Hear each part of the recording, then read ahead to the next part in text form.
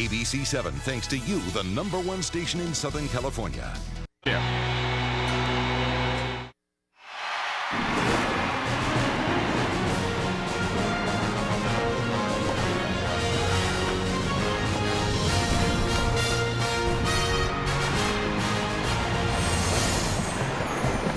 Arrowhead Stadium in Kansas City, where the last chapter on the road to Miami is set to unfold in the Dr. Pepper Big 12 Championship game on ABC.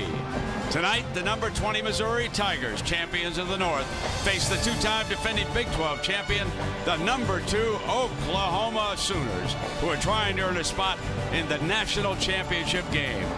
Already, Florida appears to be in, having knocked off the number 1 team, the Alabama Crimson Tide, by 11 points in the SEC championship game. On a chilly night in KC, we welcome everybody to Kirkheart Street. I'm Brent Musburger. Pleasure to be with you. We've got so many storylines. Let me start with Missouri. Chase Daniel, he has to be a little bit disappointed in what's happened so far. Well, you go back to August. Chase Daniel was thinking about a Heisman Trophy, a Big 12 championship, and a national championship. And he comes to into this game at 9-3. Still a shot to get to the Big 12 championship. And really, I think in our opinions, for Missouri to compete tonight, number 10 has to carry the day. He has to have a remarkable game with his decision-making, and he cannot turn the football over. If they protect him, he'll score points. On the other side, Oklahoma quarterback Sam Bradford is going to be playing with a soft cast. Let me take you back to a week ago when it was taped up after the third series. It caused a couple of fumbles. He tore ligaments in his thumb. He will undergo surgery tomorrow. How did he look, Herbie, down on the field? Well, watching him down on the field, it looked like it was not slowing him down at all. Now, of course, last week he had the fumbled snaps. Tonight, under center, it looked like he was able to handle things. Listening to Bob Stoops, it sounds like it's business as usual as far as their approach and how they'll attack Missouri. So going in, unless it's re-injured, I don't expect the thumb to be a factor at all in slowing him down. Certainly one of the most dangerous offenses we've ever seen in college football. Take us to the ESPN Axis technology and show us how it unfolds. Brent, as you know, we've had a chance to see these guys. It's all about balance. They're going to try to run the ball first, and once they run the football, the real concerns step in. This against Texas Tech. Ryan Broyles going across the middle, takes the attention and occupies the safety. Now there's the protection that you'll see all night for Sam Bradford. See the window that he has. While Broyles comes across and occupies the safety, on the backside, Manny Johnson will go to the post. And when you open up the middle of the field against this, with this Oklahoma offense and with Sam Bradford, he always seems to find the right guy, makes a great decision, and always throws an accurate ball. So good luck trying to stop him. It will be fun here tonight, Herbie. We're all bundled up for this one as the Nissan pregame shift continues with the Dr. Pepper Big 12 Championship, Missouri and Oklahoma right after this.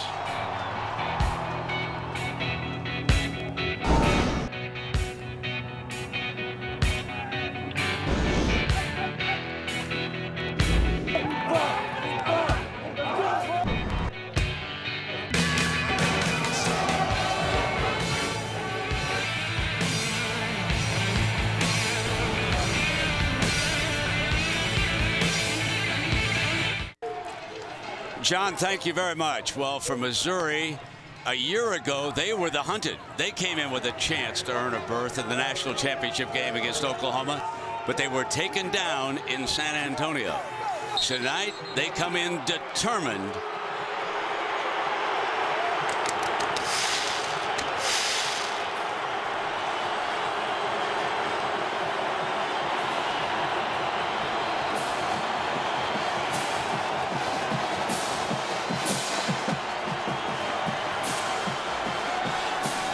Through the years, we've seen some big upsets in this game.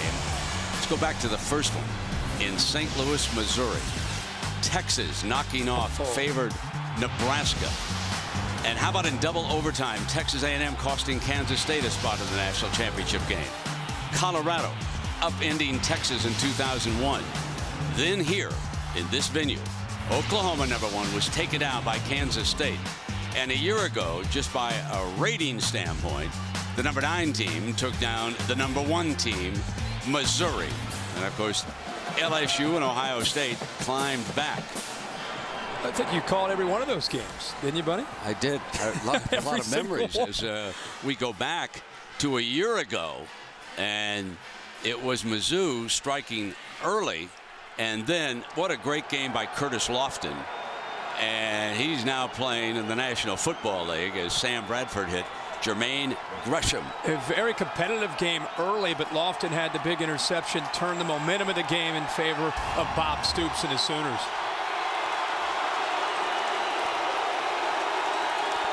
And the crowd awaits a team that has been heavily favored since they earned a spot in this game. That would be the Oklahoma Sooners. Bob Stoops has lost only once in the Big 12 championship game, and that was right here at the hands of Kansas State and coach Bill Snyder. Snyder is returning, and here are the Sooners coming out of the locker room. Many of their fans traveling up from Oklahoma and around the Midwest, driving in here today. Bundled up. The temperature will go down into the 20s, but there's no rain or snow in the forecast. And that for Missouri is a change from a week ago when they were taken down by Kansas in this same venue. And now a team trying to earn a spot opposite of Florida down in the BCS championship game in Miami. Most assume they're a win away from that here tonight.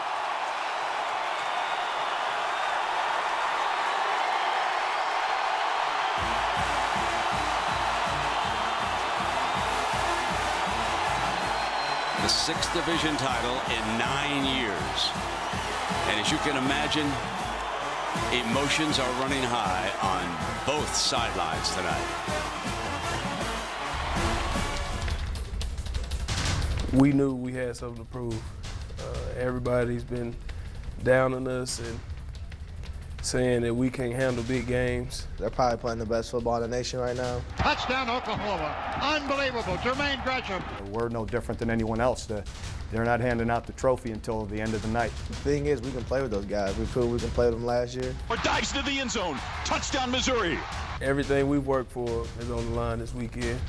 Being 11-1 will mean nothing if we go to Kansas City and lose. There's going to be adversity on Saturday, and it's the team that handles it the best. I think that's going to pull off the win. So Gary Pinkel on the far sideline, watching as the captains have moved to the center of the field, and referee Randy Crystal. Okay, guys, this is Tom Quick. He's the umpire. My name's Randy Crystal. I'm the referee. Where's the coin? The helmet is heads. The helmet is heads.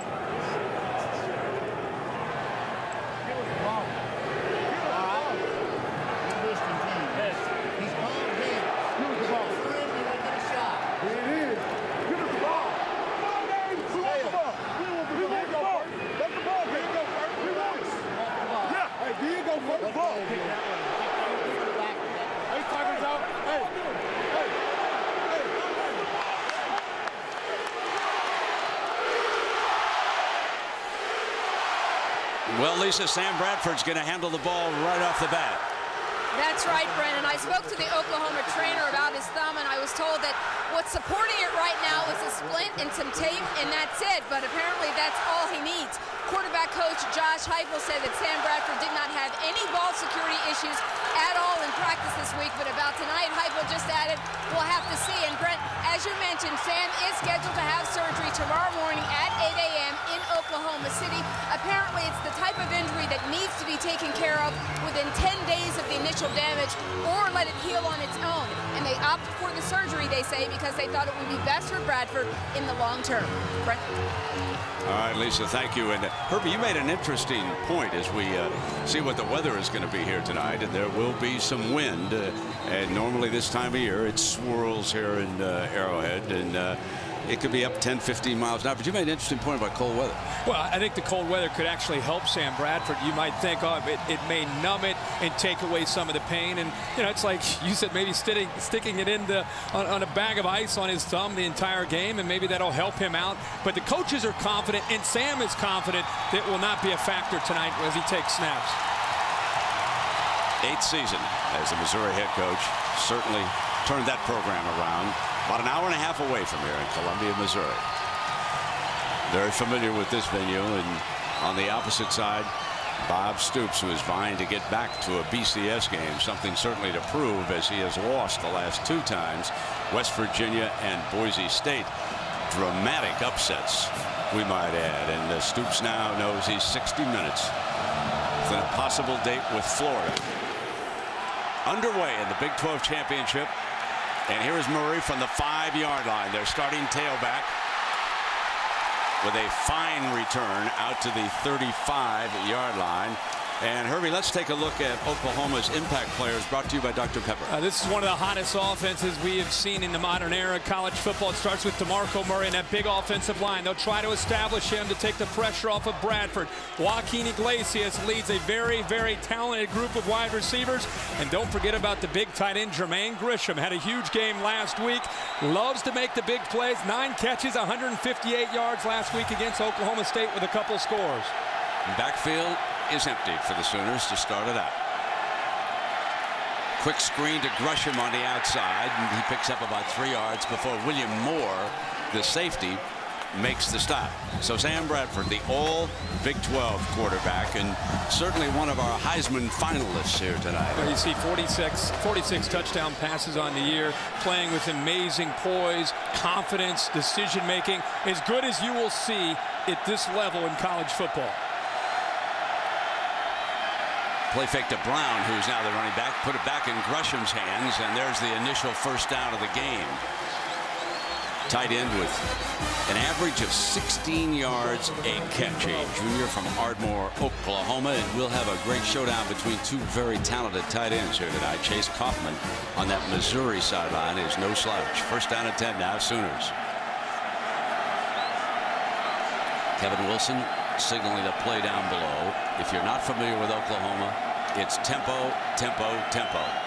They can go at a much faster pace, or they'll slow it down and double check like this.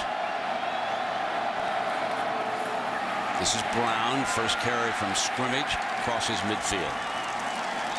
Early in this game, for Missouri's defense, they've been doubted, they've been questioned. They gave up 40 points last week to Kansas in a rivalry game and a loss. A lot of people expect Oklahoma to score on nearly every possession. They're tired of hearing about it. They need to start fast. And there's that quick tempo. Ryan Broyles getting the edge.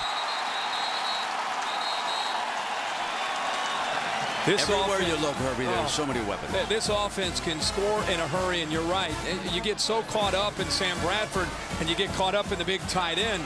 But this tells you how quickly they can score. And the way Sam Bradford, he will spread the ball all around, and basically he will force the defense to pick their poison, whether it's running or throwing, based on the looks that Kevin Wilson is seeing from upstairs.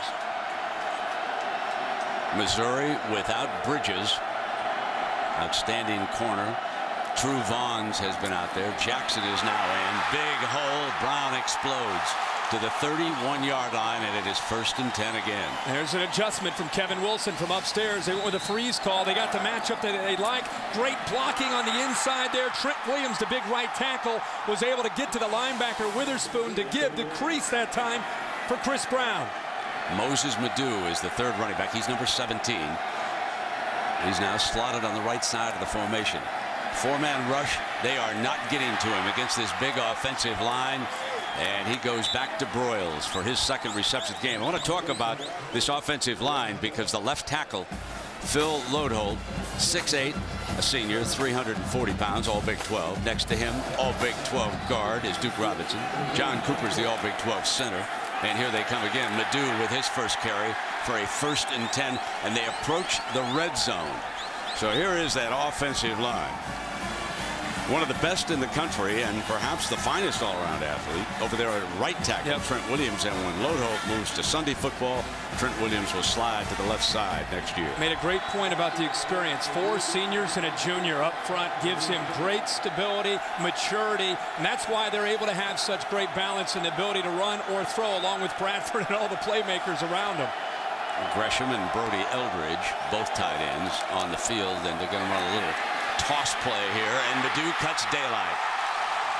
A fresh set of legs DeMarco Murray and Chris Brown were the workhorses for the last few weeks, and now it is the sophomore from Norman, Moses Madu. And look at the patience there. He set that up, and a huge block by Brody Eldridge, who's been very important to Oklahoma since he's been back healthy from the ankle. Now Brown bangs as he returns to the lineup. Shulock, outstanding defensive lineman. He has 8.5 sacks for the Tigers.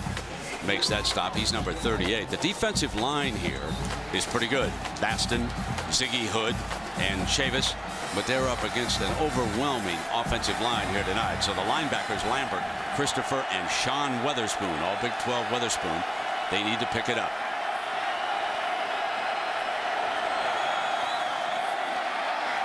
Finally, a ball hits the ground, and it is second down. Imagine that. Oh, man. This drive, and we'll see if they end up scoring, this drive is a great example of what has happened with Oklahoma throughout this year with the balance. What they do is they put a defense on their heels, and they keep you, you lose your aggression because you're just trying to get lined up right and try to look over to get the call. Meanwhile, here comes Oklahoma again. Madu stays out. He's number 17 to the right side of the formation. Certainly not concerned by the pressure as they empty that backfield again. Second down and goal. Bradford incomplete, and twice in a row. He's human after all. What Missouri has done here, DeMarco Murray is out, and that's why we're seeing Moses Madu step in along with Chris Brown. And his health these last six weeks has been very, very important to the physical running style of Oklahoma. This is a huge third down for both these teams early in this game. Missouri trying to keep everything in front of them. Got time. Brown steps out of bounds at the 2-yard line on the completion. As we looked at Murray, it is possible that he was shaken up on the kickoff return, and was this foot out of bounds on the catch? Let's take a look at this. Like both the feet came down at the same time. We're going to stop play here. It's a good shot there, Brent. Looks like they have stopped play to review. The field goal kicker, Jimmy Stevens, is already on the field. Is under further review.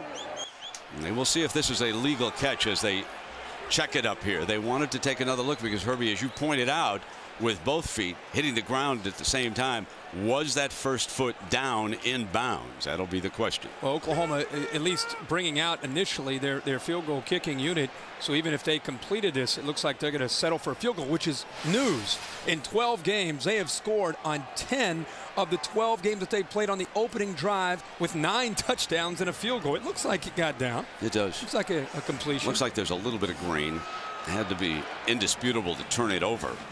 And we have seen nothing that great shot there. That's a beautiful shot right there. So they take their time, they empty the replays, and they get it right. But if Oklahoma settles for a field goal here in the opening drive, for most offenses to open up a game with a field goal, you're excited. But that is a major coup for Missouri if they hold Oklahoma to just a field goal on that opening drive. You see Murray being tended to on the sideline, and that is the left knee. Of course, it was interesting that coming back from a dislocated kneecap of a year ago, Stoops continued to use Murray as his kickoff return man. And now it is possible that his ace running back has suffered an injury. After further review, the ruling is confirmed.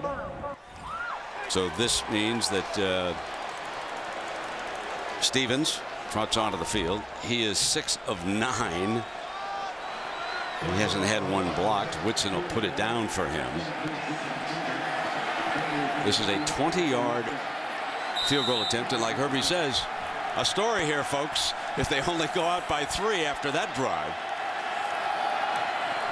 Low, off the top, and good. Woo-hoo.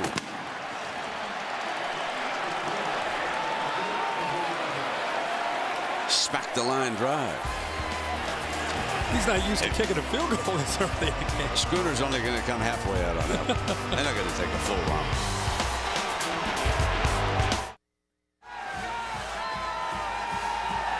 Well, Let's go back and take a look at Jimmy Stevens' low ball for a field goal here. The snap and the hold are perfect. It's just a matter of not striking the ball and hitting it well. But all great teams seem to catch some fortunate bounces that we've seen from Oklahoma all year that we've been broadcasting their games. Now the storyline shifts to Missouri at number 9. One of the more dangerous men in college football. There is Jeremy Macklin.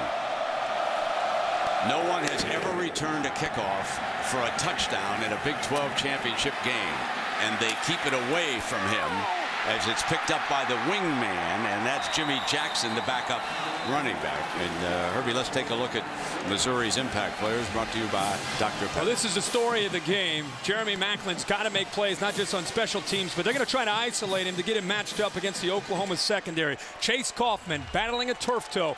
Had 2 big touchdowns last week against Kansas in a gritty performance. And Derek Washington has got to be a factor to give them balance to slow down the Oklahoma pass rush, which is the strength of their defense. So they kick it away from Macklin, but they give Mizzou field position at the 39-yard line. And Missouri will take that. The running play on first down, Derek Washington. So there is Washington, our ball carrier, and Chase Daniel, a senior from Southlake, Texas. The thing about Chase Daniel, people have talked a lot about his turnovers this year, still completing 75% of his passes. He just has to make sure decisions. He cannot force things and turn the ball over against this Oklahoma defense. They prey on opportunities to be able to get the ball back to Sam Bradford. And what we expect as a high-scoring game, it's all on Chase Daniel's shoulders.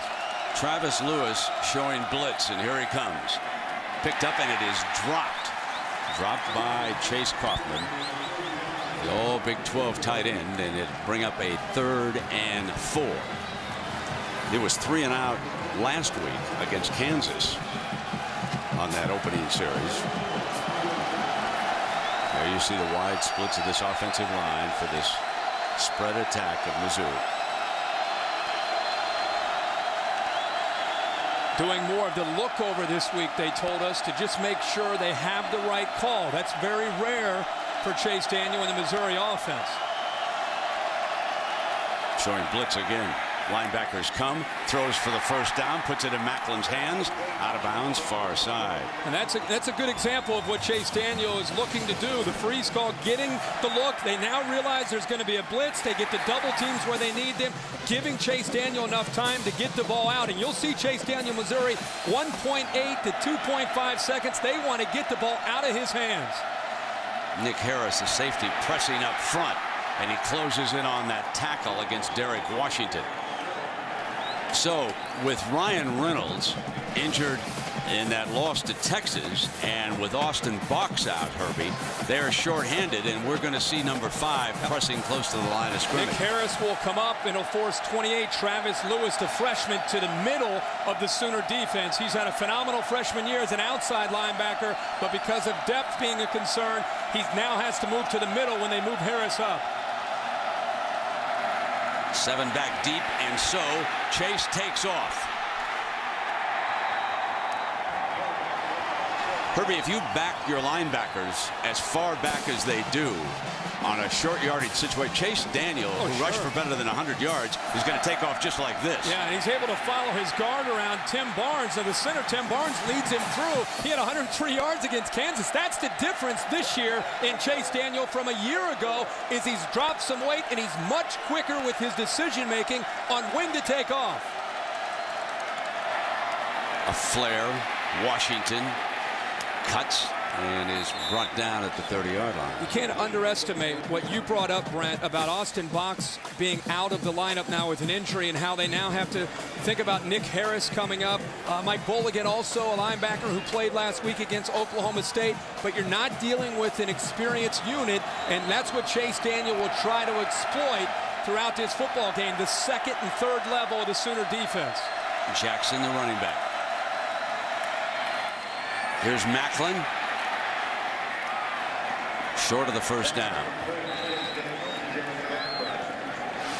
Missouri going with their own tempo right now, mixing up things, trying to get the football as often as they can to Jeremy Maclin. He's the one receiver that Chase Daniel has at his disposal that has the ability every time he catches it to take it to the house.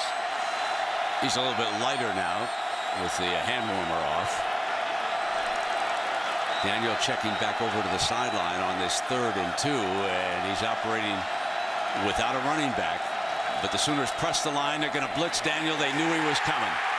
Down on the 30-yard line, off the blitz. They read this perfectly, and Lewis, the all-Big 12 linebacker, comes up to make the stop. But hang on, there's a penalty flag thrown. There was a ruckus down at the 40-yard line here. You and I were looking at the same thing, Brent, before the snap, and evidently Oklahoma was too. It looked like the middle of the defense was open on alignment, but they blitzed and pinned to the inside and took away anything that Chase Daniel might want. It was like Beal and Fisher going at it over there. I'm pretty sure it was Elvis Fisher, the redshirt freshman left tackle, and might have been Jeremy Beal who was tied up with him. Personal foul, both teams. 84 red, 72 white. Let me check that. That was Frank Alexander who was there with Fisher. So it was 84 and not 44. And you're going to see some of this. You got to be careful to swing there. 2 swings by Alexander. Then it's just a melee. Those 2 players fortunate that they're not both thrown out of this football game. No love lost between these 2 teams. Jeff Wolford, and he will punt, but this time he'll attempt a 48-yard field goal. He can pooch punt, but he's a great field goal kicker. High enough. No good.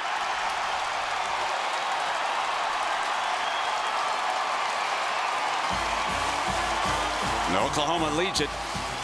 They were a little bit luckier with their field goal. Wolford just doesn't hit it good enough, Brennan. In warm-ups, he was trying from 50 and just didn't have the leg strength. Into a little bit of a breeze here tonight. That might have been the difference. 3-0, Sooners lead it. The Dr. Pepper Big 12 Championship game on ABC. Brought to you by Dr. Pepper. Drink it slow. Doctor's orders. Nissan. When you need it most, Nissan delivers. And Walt Disney Pictures' new comedy adventure, Bedtime Stories, in theaters Christmas Day. Rated PG. The fans enjoyed the Fan Fest outside. Thousands of them arrived here early. Tailgating, good place to stay warm. Met some of the heroes, the legends of the Big 12 that were honored here tonight. And there's that quick tempo offense again of Oklahoma. We can't even get the Fan Fest in. I know, we can't. we gotta. Everything's moving quick tonight for the Sooners. 2nd down and 9 after Chris Brown's 1-yard run. Moore shows blitz on the outside, number 1. And they get to Bradford and can't bring him down, but a low pass incomplete. So they certainly influenced, and Bradford is suddenly struggling with the pass against this Missouri defense. And Matt Eberflus, the defensive coordinator, doing a lot of what we saw from last week, mixing up the looks and trying to get pressure. That time it was outstanding coverage downfield that allowed the pressure eventually to cave in on Bradford. That was Weatherspoon who took a shot at the football, number 12 flashing by. 3rd down and 9.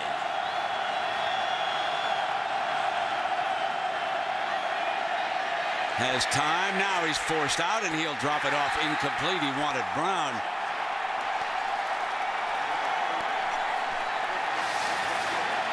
The linebackers get the depth here to take away the crossing routes, and another late flag, by the way, after the play. And look at the pressure.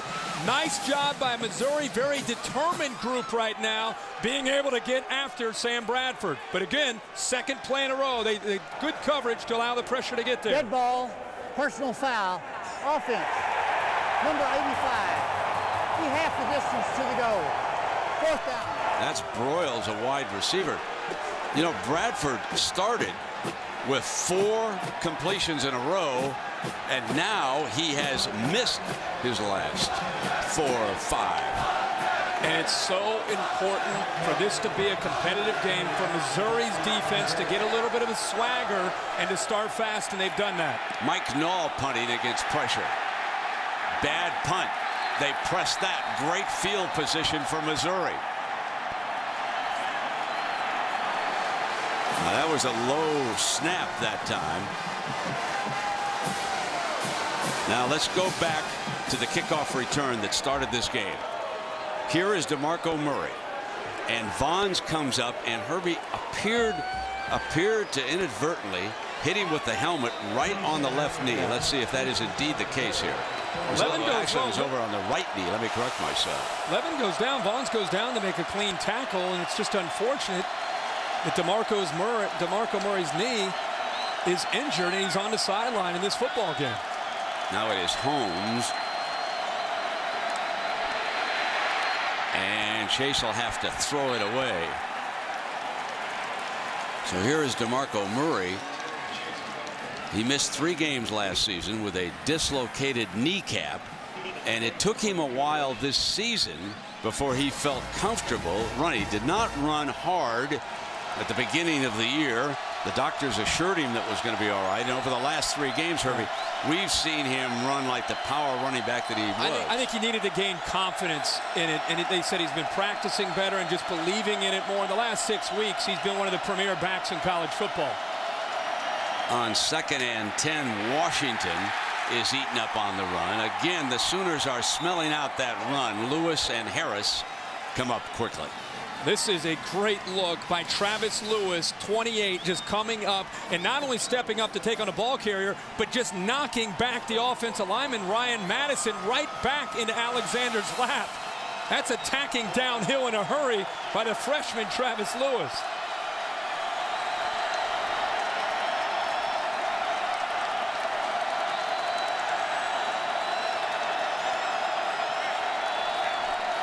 Now Brent Venables with 3 down linemen. Play clock. Got it off. Here comes the blitz. Linebacker blitz. Daniel will be taken down and ripped. I mean, Quentin Carter came over, number 20, and finished that up. The junior from Las Vegas, Nevada.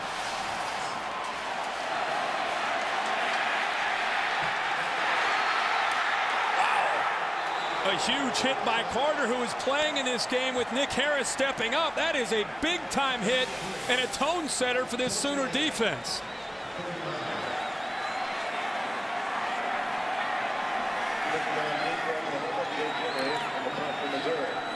Now Missouri's first punt.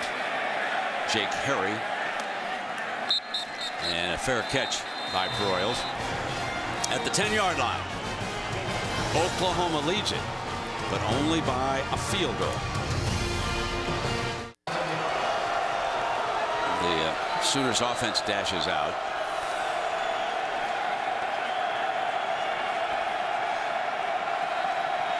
Brown,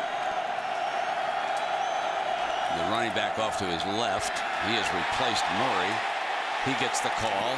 Tried to get the corner and picked up about 7 yards. And just moments ago, DeMarco Murray headed back to the Oklahoma locker room. Now, even though he took that helmet on the right knee, Herbie, there's no question, it is the left knee that has troubled him. So Stoops, who uses his best running back to return kickoffs, sometimes you don't see that in the National Football League. They don't want to risk those guys returning kicks. And battling is Quentin Chaney down that far sideline. Missouri's defense, his first few series, the corners are back, trying to keep this explosive offense in front of them. It's almost as if they're willing to give up the 4-yard and 8-yard and 7-yard gain, and then they hope to make a play deep in their own red zone. Before the snap.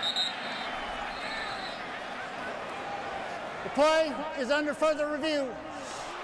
So they stopped it before there was a snap. There's something about that play that they want to take another look at. So Randy Crystal's over to the sideline. I think the ball came out of Chaney's hands late. I don't know if it's about the spot of the football. After he makes the catch, the ball comes up into the air. William Moore trying to battle for it. Just trying to find the proper spot of where this ball should be placed. Exactly. You know, when you lose a back like DeMarco Murray on an offense. After further review, the previous play is confirmed. An offense that's just been doing pretty much what they want.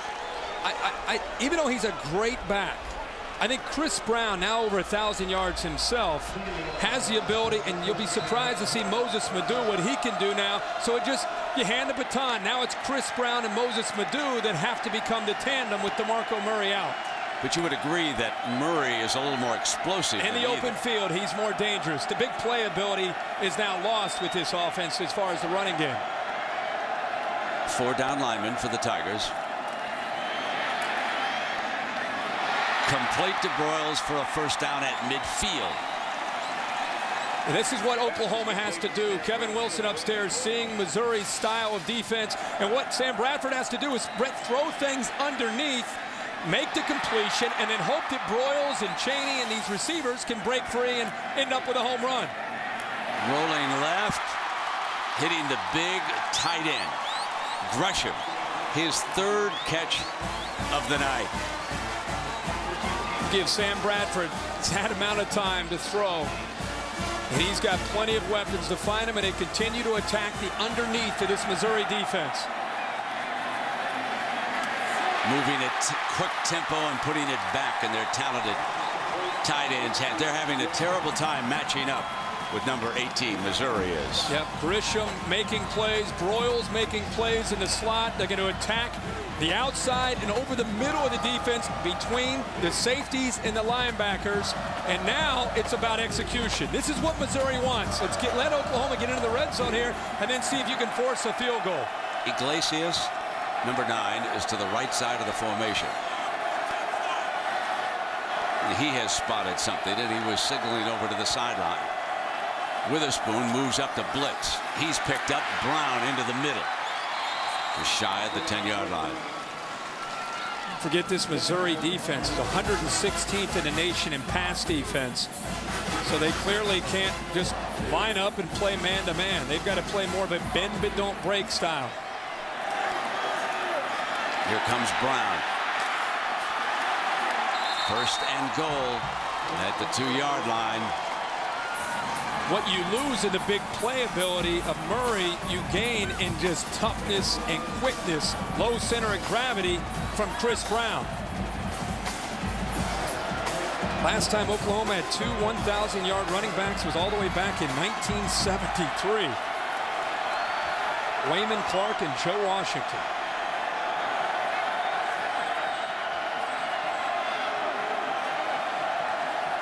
First and goal, handoff to Brown.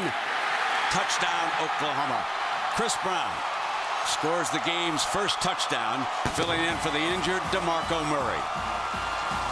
And that is his 18th rushing touchdown of the year. He has gone over 1,000 yards already in this game. The junior from Alexandria, Louisiana.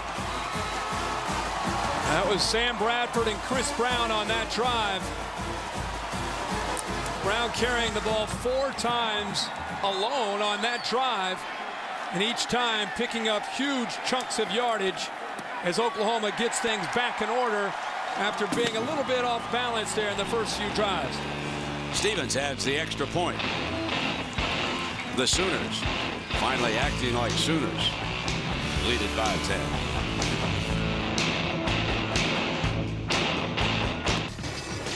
Sean Saunders back in New York with the Sports Center right now, powered by Vizio. SEC Championship goes to Florida. Jeff Demps gives them the lead here, 24-20. They go on to win it 31-20. So we're going to be playing for the national championship game. ACC, Orion Martin picks up his fumble and takes it in for a touchdown as Virginia Tech wins the ACC for the 2nd straight year, beating Boston College. Hi, John, and here just a moment ago we had a little equipment repair. The Sooner schooner, the hitch broke, and the ponies were stalled at the 20-yard line, and so they're a little bit late exiting the field. Many of you longtime college football fans remember when the Sooner schooner drew a penalty down in the Orange Bowl when they were playing the Washington Huskies. No flag here tonight, and Brown has scored a touchdown, and Brown has done a lot for them lately, hasn't he?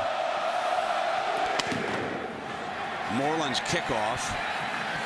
And that is Jackson at the 20, out to the 29-yard line. And let's go back to the score. It was a nice job of mixing up the play calling. Got exactly the look that they needed. Look at the vision, and how about the jump cut that time by Chris Brown? You know, he's small as a back, but he's 210 pounds, and he fits in perfectly with this style of offense. And that was great to see that little jump cut and then accelerate up into the hole and score the touchdown. Washington, the running back. Missouri has been in good scoring position twice, and they have failed to convert in this game. Final snap of the opening quarter, you would think, and I should say the clock was running down. Let me correct myself. I'm looking at the wrong clock, and actually we've got about 1 minute and 45 left here in the opening quarter with 10-0 Oklahoma. Remember this? Yes. With Oklahoma State, they've got the cards, and Texas Tech has something, and here Missouri, their coach is up at the top going crazy when Chase Daniel looks over there. He'll look over there. They go, hip, indicator, indicator, go with it. Keenan Clayton was number 22 jumping around. A lot of movement by the Venables defense. Chase won't get away. Too much speed on that Sooner D, and big Frank Alexander brings him down. Frank Alexander coming from the outside goes all the way around the young freshman Fisher, and this is a huge advantage tonight for Oklahoma because of the speed of Alexander and Beal. That's the best way to get after the quarterback Chase Daniel with this Sooner defense is McCoy on the inside and Beal and Frank Alexander coming from the outside. You cannot get a read on Venables tonight, Herbie. He has just moved that entire front and secondary around on every play, constantly moving. On the slant, a beautiful pass to Tommy Saunders, who picks it up. Picks up the first down. That is a big play for the Tigers. This is one way to slow down pressure in the Big 12. The jailbreak screen. We see it every single week. And when you talk to the coaches, and the reason behind it is it's an extension of the running game, but the reason all of them like to run it is because it makes the defensive line slow down and also makes them hesitate by constantly having to be aware of it. So here comes the Wildcat. They call it the Tiger. Lateral back. Daniel going deep. Has he got a man open? No, he overthrew him. But there was a flag. Brian Jackson may have had his hand on the receiver as he broke free down there. That was Denario Alexander. And Stoops will argue that it was uncatchable from the Oklahoma sideline. They worked the flea flicker. Defense, number 2. 15-yard penalty from previous spot. First down. Here's Alexander trying to decoy and almost look as if he's trying to block. And well, that is a very, very questionable call. The only time Jackson put his hand on Alexander is when the ball was going over top of the head of Alexander. I thought there might be a little contact early in the play, but there was nothing.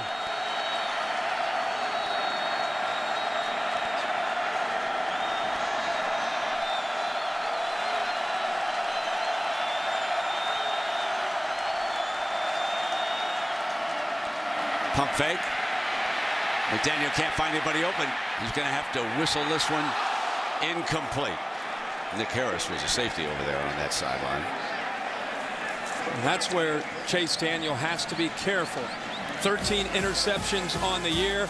He's such a competitor.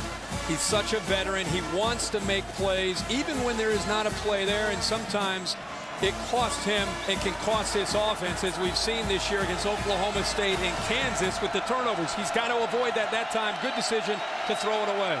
Devin Moore is the running back. He's alongside Chase.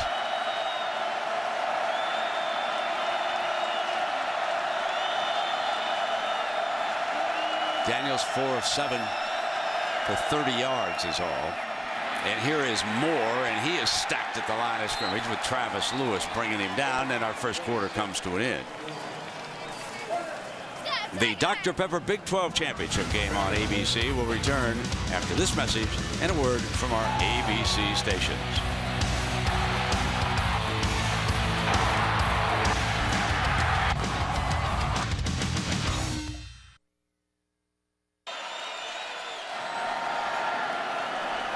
Well, for the 7th straight year, one team was shut out in the first quarter of the Big 12 championship game. The team that didn't score in the first quarter has come back to win twice, including Oklahoma a year ago.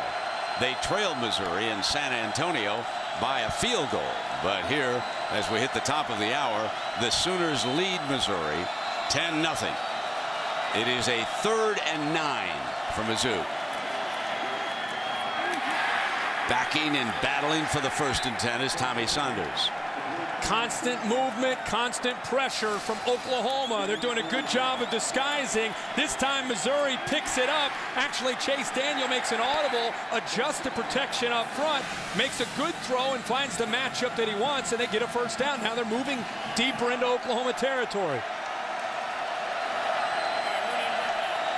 Macklin coming around on the end around, and he's run out of bounds after a gain of about 2 yards. You saw Harris, the safety, over there. They'll keep an eye on number 9 all game long. The battle up front, the line of scrimmage, once again, as we've called the Sooners now for 3 straight weeks, is being dominated in the first quarter by the Sooner defensive line and by the scheme of Brent Venables. Missouri struggling up front to figure out where the pressure is coming from, and Missouri cannot run the football at all to try to slow down the pressure. Austin English is back on the field. He has missed several games. He was injured late, and number 33 has been on the field for the Sooners. Timeout, Oklahoma. It's their first time out of the half.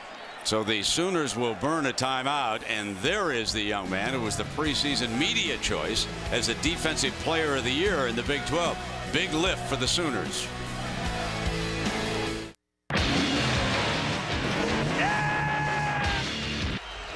This ESPN telecast available in high definition on ABC HD. The Coach's Championship Trophy. And of course, the winner will receive that. Florida looks like one of the teams that'll play for the big prize down in Miami. Oklahoma certainly hopes to join them. I know the Texas fellas and their fans are sitting here hoping that Chase Daniel can finish this off and give their horns a boost. Here comes a linebacker blitz. Chase stands tall.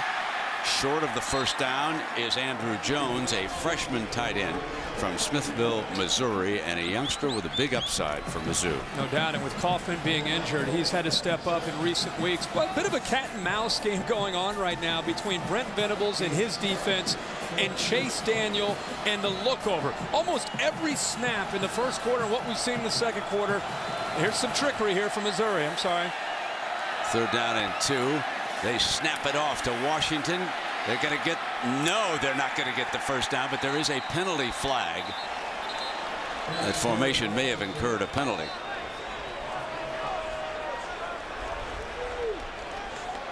See how many guys are on the line of scrimmage. Illegal formation, offense, not enough players on the line of scrimmage. Well, they tried to go as fast as they could to try to catch Oklahoma off guard with one of those crazy formations that Missouri is known for with Gary Pinkel. He's trying to figure, he just wants to know the call. He wants to know why it was, who wasn't on the line of scrimmage. But my point was, this whole game we've seen Brent Venables, they'll show a blitz. So as Chase Daniel will look over to his offensive coordinator to get the call, they think it's a certain look, and then he starts to snap, and then Oklahoma will get into a completely different defense. This is 3rd and 7. See that Chase needs to reach the 20-yard line.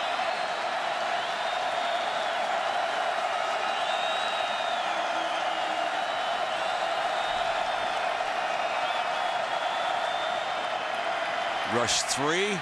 Macklin breaks free. 10-5, touchdown Mizzou.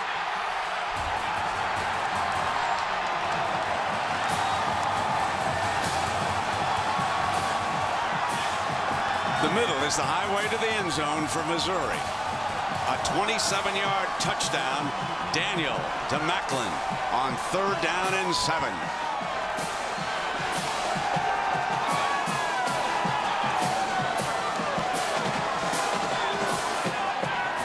I can feel the glasses being raised on high in Austin. That was a 3rd down, not just a touchdown, but a 3rd down conversion against an Oklahoma defense. Non-contact foul, number 84. That's Saunders. After the score. The penalty will be assessed on the ensuing kickoff.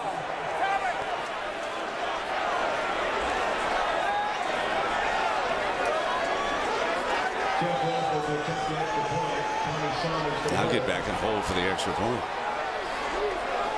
Wolford. The old Big 12 kicker. There's a whistle.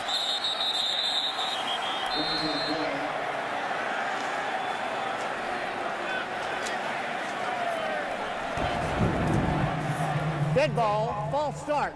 Offense, number 93, 5-yard penalty, try. Well, when you're facing an offense and a team that's outscored their opponent 215-30 coming into this game in the first quarter, the fact you're still in this game is huge. But the opening to the middle, and there's the acceleration from Jeremy Macklin. He makes the catch and then leaves Travis Lewis, the linebacker, behind. Penalty on Rosano. He's one of the defensive linemen working over here on the kicking team, and Wolford not bothered by that penalty. Tacks it up.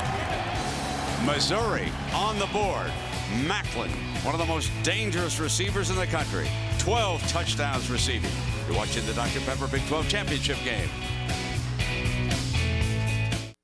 The Dr. Pepper Big 12 Championship game on ABC. Brought to you by Dr. Pepper. Drink it slow. Doctor's orders. Aflac. Ask about it at work. And the all-new Dodge Ram. Never back down from a challenge. Well, Missouri will be kicking off from their 15-yard line because as the touchdown was being scored, Tommy Saunders came in behind safety Lindy Holmes, sort of brushed him with his shoulder, then said something, and the back judge picked it up. That's what the penalty was for. Now Chris Brown and Iglesias go back deep, and the Sooners could have excellent field position as a result of that penalty on the touchdown. Iglesias from the 20-yard line. Close to midfield. Lisa, what's the latest down below on DeMarco Murray? Well, Brent, DeMarco Murray came out of the locker room about 10 minutes ago. He's now back on the sidelines. I was able to ask him if he was coming back into this game, and he just shook his head no. I also asked him if it's the same knee that he dislocated, and he also shook his head no. So it is the left knee, the different knee that he dislocated. But again, he will not be back in this game, Brent. Oh, what a tough loss. That was the opening kickoff. In case you're just joining us, that Murray, an outstanding running back, was injured on. So Moses Madu is getting some reps along with Chris Brown. Missouri back to within 3. Quick strike dropped. Manuel Johnson.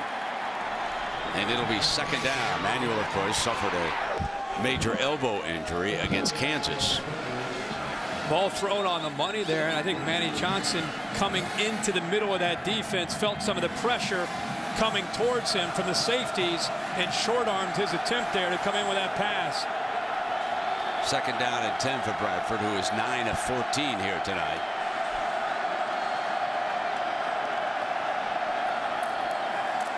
Comes the blitz, can't get there. They go right back to Johnson, and he picks up almost 9 yards. Well, you're going to play your corners off 10 to 12 yards against Sam Bradford on 2nd and 10. He's just going to take the easy throw to his receivers on the outside, and it's a quick 8 or 9 yard gain. And if they break a tackle, they get upfield for more yards. You've got to pressure them up front at the wide receiver. Brown back in as the running back.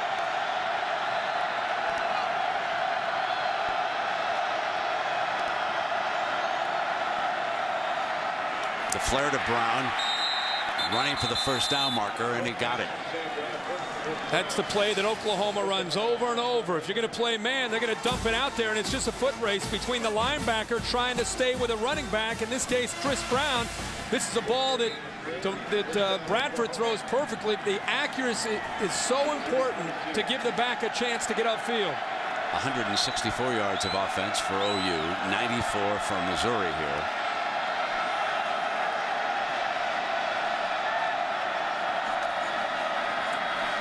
Rush 5 can't get there. Bradford goes deep, deflected, incomplete, and that was fine coverage that time by Carl Geddes. Geddes jumps this route, Brent, on Manuel Johnson, takes a chance, and comes up with a huge play. Inside cut there by Manny Johnson. Downfield for the first time in a number of plays by Oklahoma. Doesn't catch Geddes off guard. In fact, he gets up and gets a hand on the ball to knock it out of there. 2nd and 10. Bradford fires middle, first down, and there's Gresham again, the tight end. With a late hit. Gresham picking up where he left off last week in Stillwater. Off to a great start in this football game. Missouri leaving huge windows underneath on this defense right now, making it easy for Bradford. Dead ball, personal foul, 13 defense. Half the distance to the goal, first down. That's Jackson, the redshirt, the true freshman out of Mansfield, Texas. That is the 5th catch of the game for Gresham. And it puts the Sooners in the red zone at the 14-yard line. Here comes Brown on a cut. And he's at the 10. When they bring in the big tight end, Brody Eldridge, along with Jermaine Gresham, they have an ability to just pound you and also can flex out. Eldridge right now in there. They usually like to run behind him. The Clapp is lined up as the fullback, and he will lead Brown.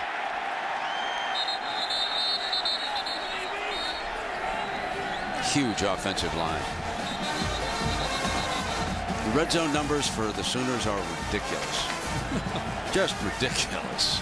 87% of the time they get in there, they're not just scoring, they're getting touchdowns.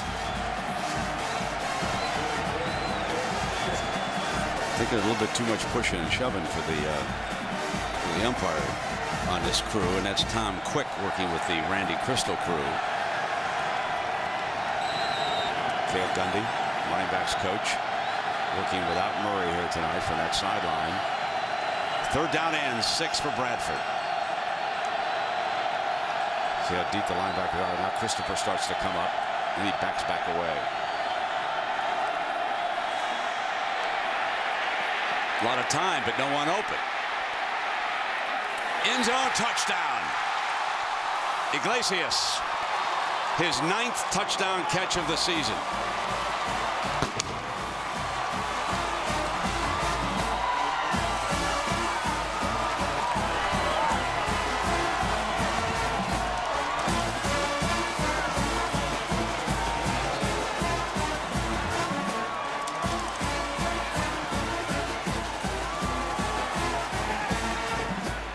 This offense is usually so efficient. We don't always get a chance to see Sam Bradford and his ability to improvise.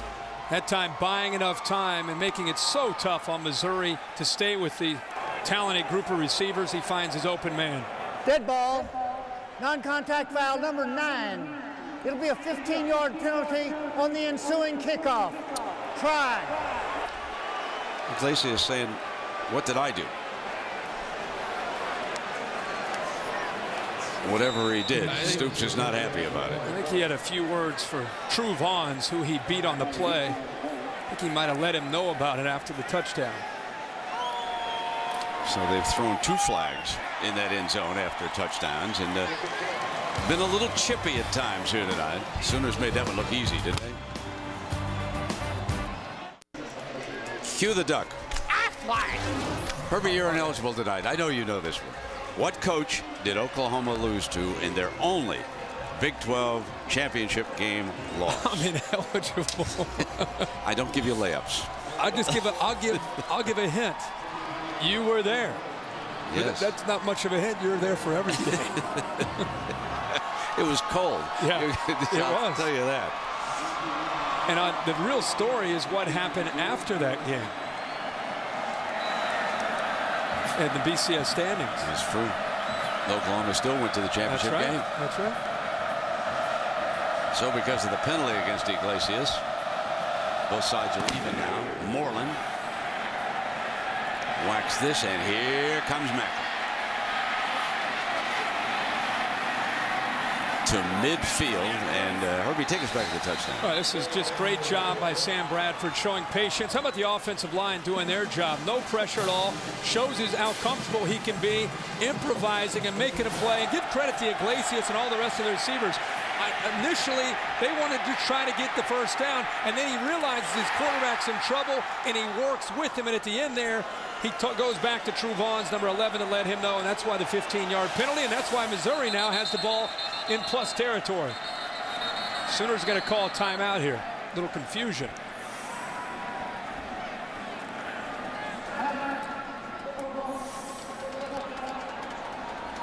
Well, let's take you back to a gentleman who's here tonight. He was one of the legends who was honored last night. They had a party, and he was just introduced along with some others. The coach is back, Bill Snyder at Kansas State. And folks, he was in charge of one of the greatest rebuilding projects in the history of college football, and he has returned. He served from 1989 to 2005. He beat Oklahoma, the only coach to do so. Some of the other legends who are here tonight: Matt Blair from Iowa State, John Hadel from the University of Kansas. But this was Bill Snyder's big moment. They fell behind in the game, and then a youngster by the name of Darren Sproles. Look out. Wow. Can't catch what you can't see. He was quick. Lee Corso would have fun with him. First down and 10. Where is Chase Kaufman? Got to get him the football. Instead, it's Chase Daniel. And put it down on the ground.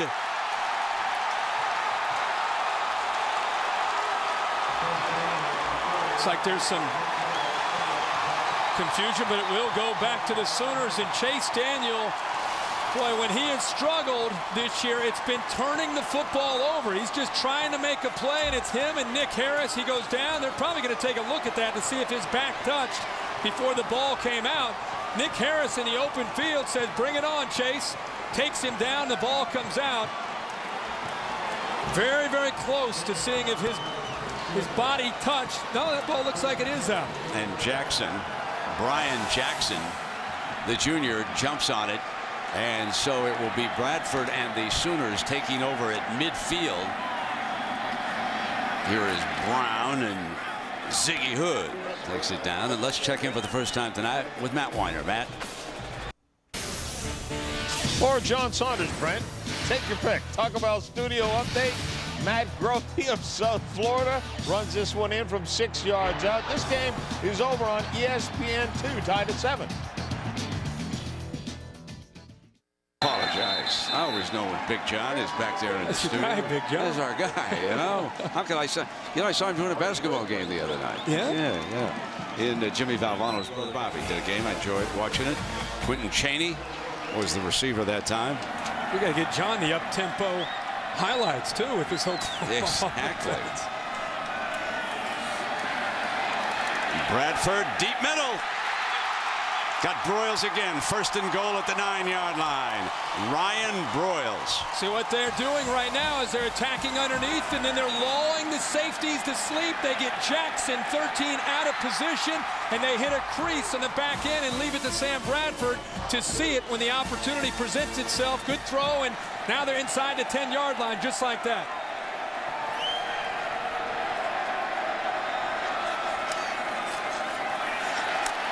Running Brown. He's down to the 6-yard line before he's brought down by Geddes. This is where Oklahoma is as good as anybody in the country. When they have an opponent on the ropes, they go for the jugular. They don't let off the gas. They continue to go after you, and they attack, and they usually knock teams out of the game when they get these kind of opportunities. Kevin Wilson, as an offensive coordinator, doesn't worry about the score, and he has a great feel for when to attack when they get these big breaks of momentum.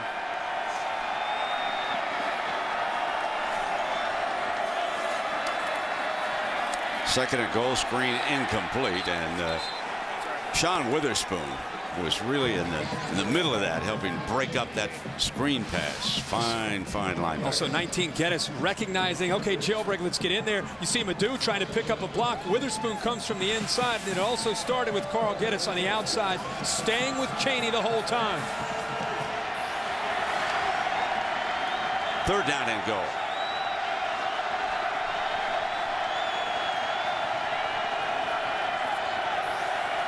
Huge play in this game. We have an orange thrown on the field. They did not hear a whistle, though. Touchdown, Iglesias. 2 touchdowns tonight for Joaquin Iglesias, the senior from Killeen, Texas. And this time he went after a teammate and not an opponent. Yeah, and that time, that's kind of what you expect to see from Bradford in this offense. Even though he had to step up and over to the right here in the pocket, he still has the time there. And his receiver, Iglesias, does a good job of sitting in the hole.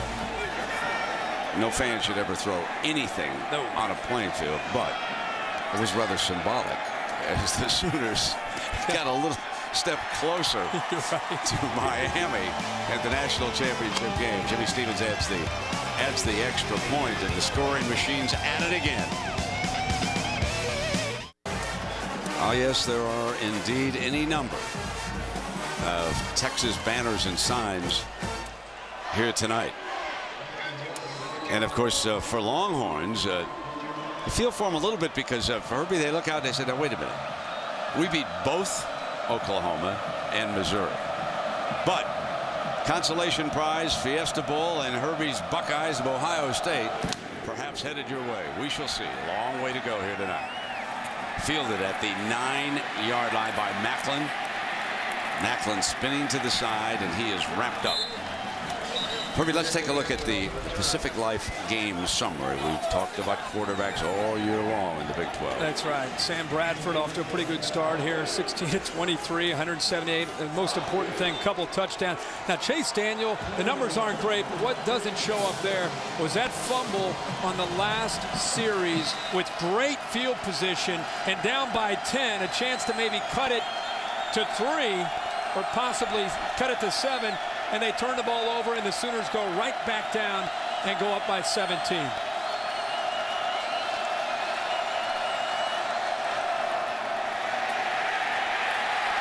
Picked up, and he has to take off. And a 1st down run for number 10. Let's check it down below with Lisa. Well, Brent, after Chase Daniel fumbled the ball, he was over here on the sideline, pacing up and down, telling his team we're still in it, clapping, trying to keep them motivated. You know how close he and Texas quarterback Colt McCoy are. They've been texting all week, and I spoke to Colt earlier, and he said the main thing that I told Chase is that you've got to make sure that your team, no matter what the score, they've got to believe that they're in it. Brent? And it's getting tough, 24-7. After they closed back, the Sooners have scored twice, one following a Chase Daniel turnover. Derek Washington, the running back, and Lewis, that outstanding all Big 12 linebacker, Herbie, making another play. He's been all over the field. You know, when you're playing an offense that's gone 4 straight games, it's scoring over 60 points a game, and it looks like they're on their way maybe to the 5th straight game of 60 points, which has never been done in college football. You cannot afford to dig yourselves a 17-point deficit with 8 minutes to go before the half and expect to compete in this game. Jackson's the corner at the bottom of your screen. Holmes on a safety blitz. They go deep, incomplete. Michael Egnew, a freshman from Plainview, Texas. Number 82 was the intended target. 6'6", 215 pounds, and a young tight end. See what Oklahoma's defense has been able to do tonight to Chase Daniel, and again, give Brent Venables an attacking defensive coordinator, but the variety of looks tonight and the confusion up front by Missouri and the way they've been able to get after Chase Daniel has had a lot to do with their success tonight. Another 3rd and long situation. Timeout, Chase. They had 3 down, 8 back. Time running down. Chase Daniel likes to burn a timeout here as he faces a 3rd and 8 when you come back. Oh, I love it. We welcome you back, Arrowhead Stadium, on a cold but clear Saturday night here for the Big 12 Championship. Little breeze blowing. A week ago, Kansas and Missouri, they had rain, snow, Field was a quagmire, but they restored it very well here this week. This, of course, the home field of the Kansas City Chiefs. 3rd down and 8 for Chase Daniels. Needs one here with 7:44 left in the first half. Couldn't find an open receiver. Throws it away. They showed that they were going to rush 3. And as the ball is snapped, again, they're bringing pressure with Travis Lewis, the linebacker. And it's not that they're always getting to him, but it's just they're either mixing up great coverage with pressure or they bring the pressure. It's just a constant movement, constant game with Venables against this Missouri offense and the big splits that they have up front. This time it will be Wolford punting. Broyles trying to get it on the ground fast. Broyles fields it on the line at the 12-yard line. And he'll be thrown down inside the 10. Good Monday night game coming up on ESPN, folks. This may have gotten away from you, but the Buccaneers and the Panthers are both playing very well in the NFC South. I believe both are 9-3. Whoa. Monday at 8:30 p.m. And of course, that's a division lead at stake. And your coverage begins at 7 Eastern. So that's one worth tuning in with Mike Tirico and the gang, Herbie. I think that'd be a heck of a football game. Always love to watch the Monday night game. Absolutely. Good. Always good. Your twins? Your twin boys like to watch that? Yeah, I let them stay. You let them stay a little bit? Stay a little bit. Watch that. They're gamers. They'll give it a quarter or so.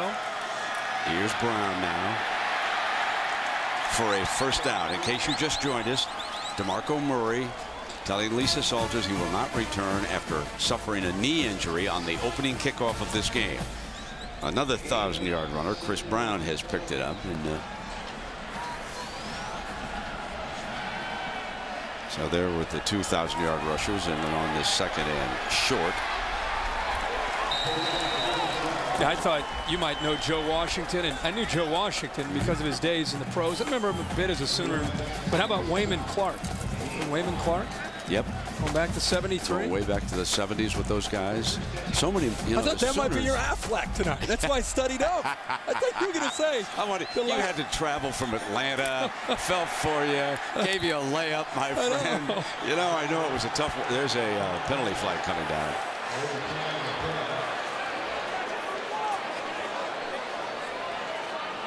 If 1 week I study and you give me one I know without looking at anything. I had a nice talk with Bill Snyder yesterday, and is he excited? Well, yeah, he's like Dick Vermeil. These old war horses, they come back. Yeah, you know. There's no foul on the play. I think they might have caught Iglesias and originally. How about that? Head to head there with two of their own players. Teammates. What are we going to do? Good decision here by the officials, obviously. Second down and inches here. Or I should say second down and 10. Let me correct myself. They had picked up the first down, and that was first down. And this is second down and 10. Comes pressure. Flair deflected and caught. Like Chavis might have gotten a hand on that. Usually when you bring pressure on Bradford, he welcomes it, and he did. Big Tommy Chavis climbing a ladder there to get a hand on it. Fine catch by Brown. But yeah, the focus there by Brown, and gives him an opportunity here on third down. You bet. Third down and 5. But how about dialing up Jermaine Gresham here? He's matched up on the inside against the safety, Justin Garrett.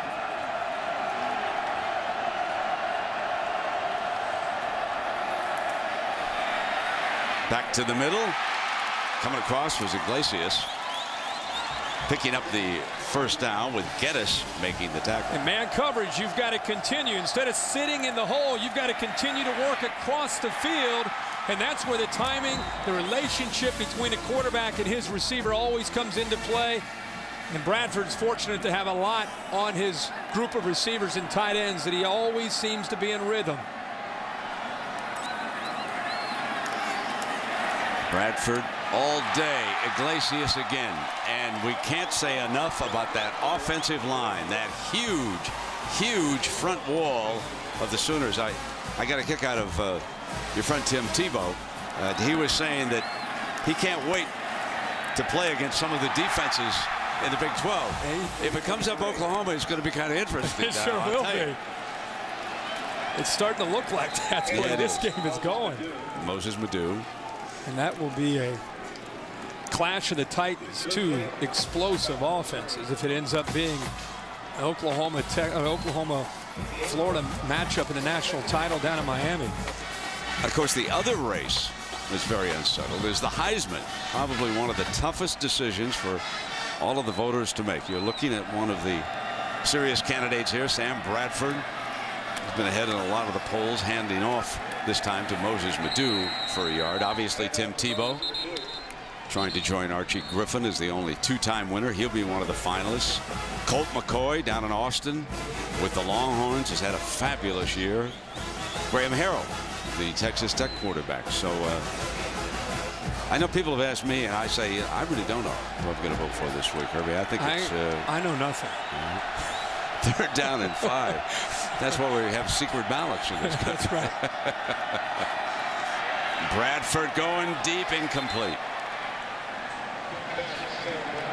20 of 27, 210 yards, 2 touchdowns, and no interceptions. Okay, and Bradford has not been sacked yet tonight. And on 4th down, Bob Stoops confident in the way his defense is playing, even at the 39, and confident that they're going to execute here.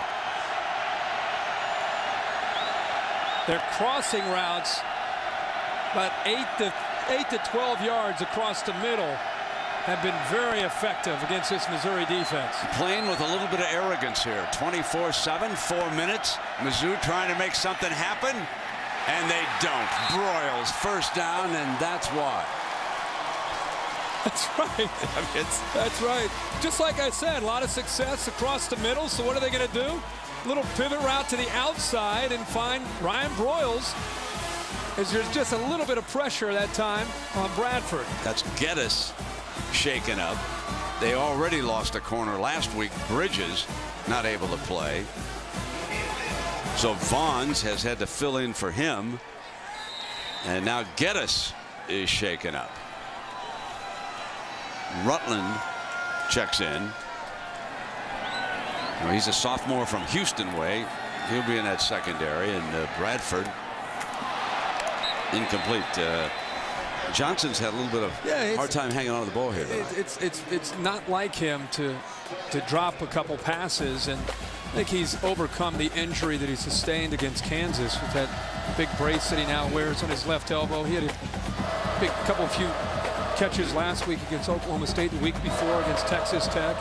Maybe the cold's affecting his hands. You don't know.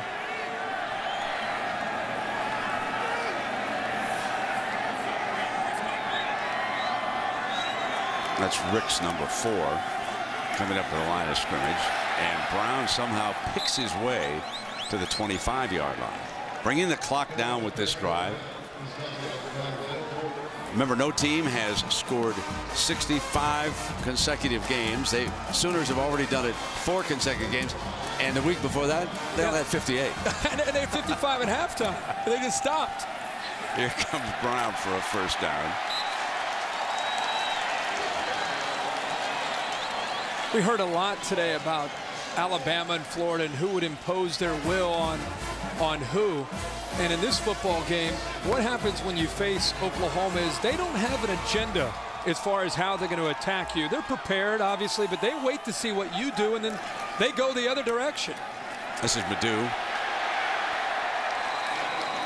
Slashing to the 11-yard line, and Justin Garrett with the stop. Every offensive coordinator talks about the importance of balance, but I mean this is true balance. If you load the box, they will throw every time, and if you sit back, they'll run every time. And that's what this look over assures them of getting the right play. Madu, end zone, touchdown. Moses Madu, the sophomore from Norman, can do.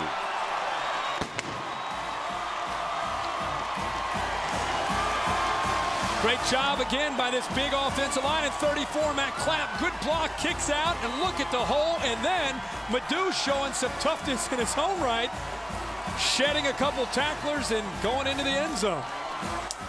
Let's tell our good friend Mac Brown to get out some Buckeye tape. Yeah, you're right about that. We're going to have some good BCS bowl games. You good matchups now. You better believe it. Big time game. Stevens, I know one you're looking forward to. USC, I can't Penn wait. State, Woo! Rose Bowl, Pasadena. Cannot wait. Well, that is 4, Herbie. 4 consecutive touchdowns for Oklahoma. If you look back at some of the images, of course, this is the one that Texas can't get over watching this game here tonight. 45-35 in Dallas. A Red River rivalry, folks. That'll be a shootout again next year. Texas Tech, of course, shocking Texas. And so the Sooners point out, wait a minute, you can't eliminate Texas Tech. And then leaping up to number 2. What a Sam Bradford up over the head of the Oklahoma State Cowboys. And coming up after the game, the live trophy ceremony on Big12Sports.com. Big12Sports.com. What a year the conference has had. I want to take you back to, I think, one of the great moments. And this was Sam Bradford going up in the air. He was already injured. Now, this is a still photo in the Oklahoman. Look at this shot. He was already had tape on his hand. The Heisman upside down. And we want to thank Chris Landsberger of the Oklahoman. And he enabled us to get our hands on that still photo. It was in the Sunday paper when I left town. I just thought it was a spectacular photograph. Fielded on the hop by the short man. And so Jackson brings it out. And let's see, Missouri here, Herbie, with 2:28 to work with. Coming up on the Capital One halftime, John Saunders will have the gang. Craig James, Doug Flutie, they'll have all the day's action. I'm sure they've got some opinions on who we're going to see in the BCS Bowls and what was a de facto national semifinal between Florida and Alabama. Alabama, the #1 team in the nation, picked off by Florida. Florida was number 4 in the BCS. I know they were number 2 in the AP poll. Dropped off underneath. And the tackle is made by Clayton on Tommy Saunders. This is the mark of great teams. And I talked about the offense. When they have that chance to capitalize on a great moment, they do it. This defense last 3 weeks, and I know they gave up some yards last week against Oklahoma State, but they're up 31-7, and they're playing like they're down 31-7 right now with the energy out on that field. Saunders on that middle screen breaks free, busts a couple of tackles, and just short of the first down marker. Most points, incidentally, in the first half, speaking of Mac Brown, 42 against Colorado. That is the night that the Longhorns put up 70 en route to a national championship with that great victory over USC in the Rose Bowl. Picked off, intercepted. Jackson stumbles him down at the 26-yard line. That is the second turnover by Daniel here tonight. So it's 3rd and short. You're reading your scouting report. You're studying your tape. What does Chase Daniel and the Missouri offense like to do? The quick slant. So what does Brian Jackson do off to your right? He jumps the route. He sits there. The ball is actually thrown pretty well, but he just almost just baiting Chase Daniel to throw the ball, and then steps right in front of the wide receiver to make the big play. Earl Goldsmith thought he had a catch, and Brian Jackson says, nope, that's interception number 2 on the year for Jackson. Let's see if Slingin' Sam goes right after it here with 1:26 to go in the first half. Yes, he will. Pump fake. Right side, wide open. Broyles to the 5-yard line. Ryan Broyles.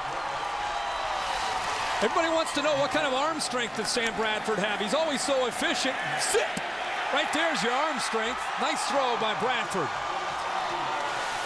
Even though he is a sophomore, he's a redshirt sophomore, he would be eligible to jump to the National Football League next year. I'm sure that he will get reports on where he might fall in the draft. But trust me, with the season he's having and the toughness he's demonstrated with that torn ligament, he could be a factor as they walk in again. Chris Brown. The touchdown machine is underway.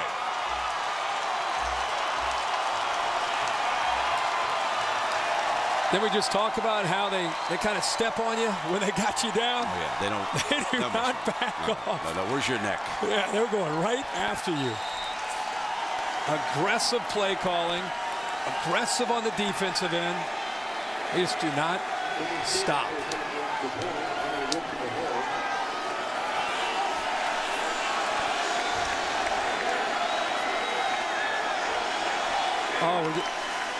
Stevens tacks on the extra point. Big play by Broyles, throw by Bradford, and then look at the blocking on the left side. Gresham getting in there, the big fella Phil Lodeholt, Matt Clapp. They're just pushing Missouri around, and Chris Brown walks into the end zone. We're being serenaded up here. A couple of miles closer to Miami. Yeah. The Oklahoma fans, I don't understand next to you. I mean, you said that head-to-head deal without. No, yeah. Me and everybody else.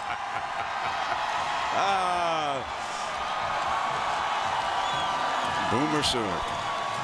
Not even in the era of Barry Switzer and all those great athletes have they ever scored 60-plus points in 5 consecutive games, and they're on the move. And so, Herbie, here's your question for the night.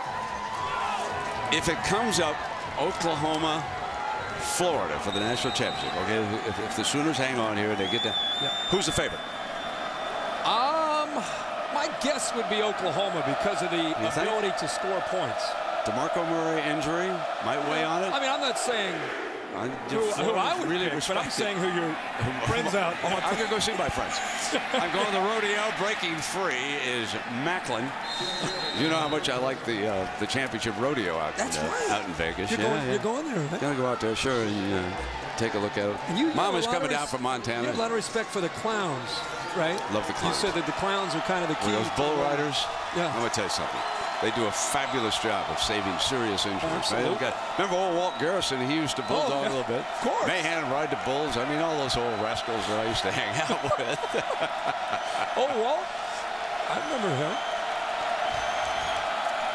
First down and 10. Daniel going deep, incomplete. Time to probe the long bowl, see if he can climb back in. Coming up now at the halftime, the Dr. Pepper Throw for Scholarship Dough event. You'll have 2 contestants. They'll throw footballs into a 8-foot Dr. Pepper can to win a $100,000 scholarship. That's a pretty good deal. $100,000 scholarship. Not bad at all. That's pretty good on the part of Dr. Pepper. So that's coming up at halftime. Daniel winging it again. There's a tight end. You asked where he was. He's been very quiet. And Chase Coffman makes that grab. Now he is obviously battling through with that turf toe that's taken away his production, making his first catch of the night. Wrapped up is Chase Daniel.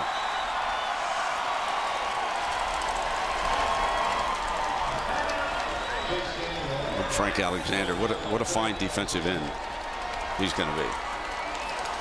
Well, ABC's Desperate Housewives, all new. Tomorrow at 9/8 Central, the Housewives had the juiciest secrets of the holidays and the biggest surprises of the new year. This episode is a real eye-opener. Desperate Housewives. Don't want to miss that one, Herbie. Give credit to, I know it's 38-7 and it's getting out of hand, but it has to be worth mentioning again as Brent Venables talks to his defense in the middle of that huddle. Give a lot of credit to Venables and the way this defense has been prepared. The recognition, the preparation. It's almost, again, it reminds me a lot of the Texas Tech game. It's almost as if they know what's coming based on the formations, based on the shifts and the motions before the play actually happens. These linebackers and these safeties are jumping right to attention, making their reads, and they're all over it. Second down.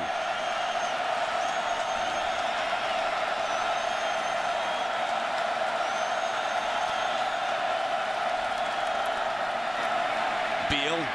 Chase steps away from him, but by forcing him up into that pressure in the arms of Alexander, it was Jeremy Beal, the sophomore and an all Big 12 defensive linemen who forced this play into Alexander's arms. You know, with Austin English down with the injury, and he's trying to come back and play tonight, the athletic ability and the speed off the edge, and that'll be big when they go up against Tim Tebow. But Alexander and Beal, wow, they put a lot of pressure in this first half. Chase Daniel. Let's quickly go to Lisa. Thanks, Brent. Coach, certainly not the half that you wanted to have. What will you say to your guys in the locker room? Well, first of all, you had a couple turnovers. You turn the ball over in midfield against these guys, that's not very good. So, we had the ball a couple times at the 50-yard line and turned it over, and we also had a 3-and-out there. We just got to come back and battle. We'll keep fighting. It doesn't seem like you've been able to get a lot of pressure, if any at all, on Sam Bradford. What do you got to do to change that? Well, we got to do the best we can. Thanks a lot, Coach. Brent. This looks like a team in the first half out to prove a point after that debate between Texas and Oklahoma. Yeah, exactly. And Herbie, let's send it to the Times Square studio. Mr. John Saunders, will you take it away with your gang, please? We welcome you back to the Dr. Pepper Big 12 Championship game on ABC. Arrowhead Stadium in Kansas City. Sam Bradford, one of the favorites to pick up the Heisman Trophy, and the Oklahoma Sooners lead 38-7. And in talking to all the people who are milling about outside, they just shake their heads at this OU offense. 7 first-half possessions, 7 red zone opportunities, 6 scores, 5 touchdowns, a field goal, 5 consecutive touchdown drives. Just another ball game for Oklahoma. I mean, that's just another first half for the Sooners, the way they played these last 4 or 5 weeks. What about the defense of these two teams, Herbie? There seems to be an issue around the country about what kind of defense they're playing. Yeah, I have a lot of my colleagues around the country that have questioned the Big 12 defensive ability throughout the whole year, and they're watching home tonight saying these defenses are terrible. We're going to find out during the bowl season about these defenses and about, more importantly, about the offenses in the Big 12. Fielded at the 20 by Jackson. And there's a penalty flag on our kickoff as we check that out, and then we'll get a chance to see some numbers. Keep in mind, it's never been done in the history of the sport to go 5 straight games of scoring over 60 points. Holding during the return, number 10, do a 10-yard penalty, first down. Well, let's take a look, Herbie, at the Pacific Life game summary here as we start the second half. I feel like I've done this quite a bit the course of the last few weeks, but look at Sam Bradford just in the first half. The numbers are good. They're going to get better in the second half, and it's just continuing to make great decisions to help his team be in a good position to score. And what didn't show up, I talked about 5 consecutive drives for scores and touchdowns.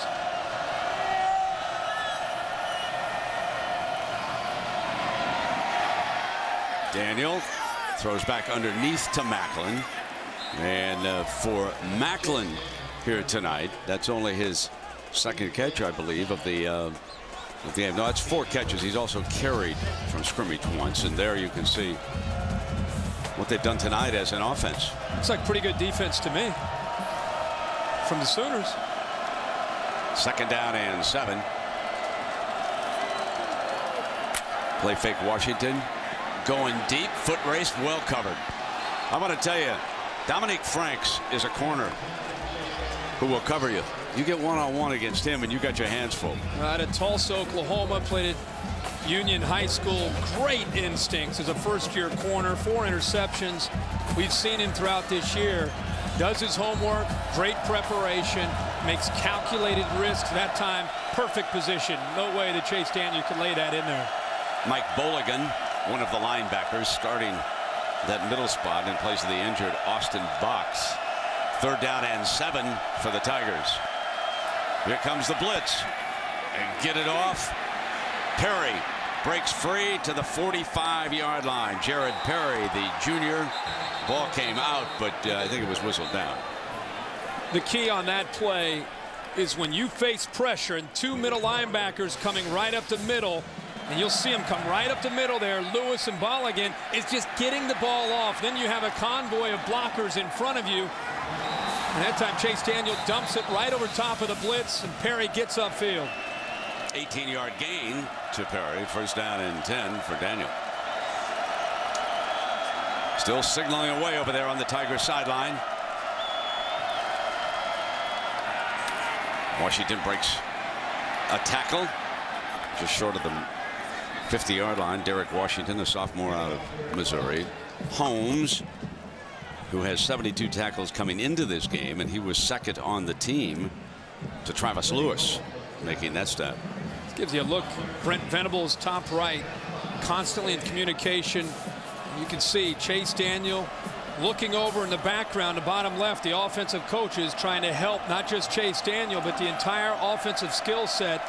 They'll look over there and get the call. It's a cat and mouse game going on between Brent Venables, top right, and Chase Daniel. As Beal closed in, throws a one-hopper incomplete. Just couldn't find anybody open against the quickness of OU here. The reason this is relevant is because when you watch the Big 12 offenses, and it's one thing just to go hurry up, but they line up, and then a lot of times they look over. Look at all the communication from Brent Venables at the top. The coach is trying to pull him back. He might as well put some shoulder pads on Brent. They had a sideline penalty against the Gators in that SEC championship game, and it could have been big, but Tim Tebow still rifled in a touchdown pass, which helped finish off the #1 team in the nation, Alabama, late in that game. Third down. Coming again. Fires high, incomplete. After Chase Daniel got up, it looked like he was going to snap it. Then he looked over, and that's when you saw Venables make the adjustment. And it's Derek Washington lined up out on the outside as a receiver. The ball is high. Chase has been erratic for most of this night because of the pressure that he has received from Oklahoma's defensive pressure from the line and the linebackers. Venables getting a valuable asset back, and he's out there on this punt return team, and that's Austin English, number 33. They'll have him ready for their BCS game. This one they'll allow to be down around by the 20-yard line. Let's go down below to Lisa. Well, Brent, I was talking to Bob Stoops as he was coming out of the locker room, and he says that the update on DeMarco Murray is that he has a left knee bruise. There are no stability issues at all, and that is good news for Murray. He said the problem is, and the uneasiness that you could see on Murray's face on the sidelines, was that he got hit on a nerve that runs by the knee, and every time he tried to put weight on it, he was feeling it twinge, feeling that tweak, a little bit of pain there, but no stability issues at all. Yeah, and hopefully, Lisa, with that report, he'll be ready for their BCS game, wherever they might wind up, and certainly Miami would be the favorite for the Sooners right now, as Brown gets a carry for this offense. Remember, no team has scored 60-plus points in 5 consecutive games, so we'll see what the Sooners come up with here in the second half. Sam Bradford going to be one of the Heisman Trophy finalists so far here tonight. Herbie's 22 of 31. 240 yards, 2 touchdowns. He'll undergo surgery on the left thumb tomorrow in Oklahoma City. Brown picks up the first down. And what impressed me was last week when Bradford played injured and they just had a piece of tape on. They were able to stabilize that thumb. It's a left hand, the non-throwing hand, and he has taken snaps from under center. Hasn't really been a big factor for him tonight. That happened on the 3rd series last night. Or last week, rather. Right. When he went end over end, he already had the tape on his hand. He already had the injury. Third down at 1. If Bradford should win it, and if the Sooners get to the championship game, would it be something to have a matchup of last year's Heisman Trophy winner against this year's? I loved Tebow's answer to you when you said who you're going to vote for. I know. I love honest people. That was great. Of course he's going to put himself in the top. But he's changed because at the beginning of the year he said Percy Harvin was the guy if he had to vote for. Right. How's Percy? Are they expecting him back? I think he should be good to go. So we've got 2 injuries that people are going to be discussing. DeMarco Murray with Oklahoma, and Percy Harvin with Florida. I know I'm getting way ahead of myself, but no, but you're right. I can't help but think about you're right on schedule. Down the road. You're right there. At this point, the mystery is Oklahoma going to get to 60? That's because you know they're going to push it. They're going to do everything that they can. The only thing that's going to stop them is if Missouri's able to play much better defense in the second half, because they're going for it. They're not going to let up. Nadeau is the running back now on this 2nd down and 10. Just a great offensive line. Swing on the outside. no matter whether it's the Gators or whomever taking on the Sooners, they better get ready for this big offensive line. This is a huge, mammoth offensive line. Those three seniors over there from the center over to the left, I think they're all three going to play a lot in the NFL. Got great size.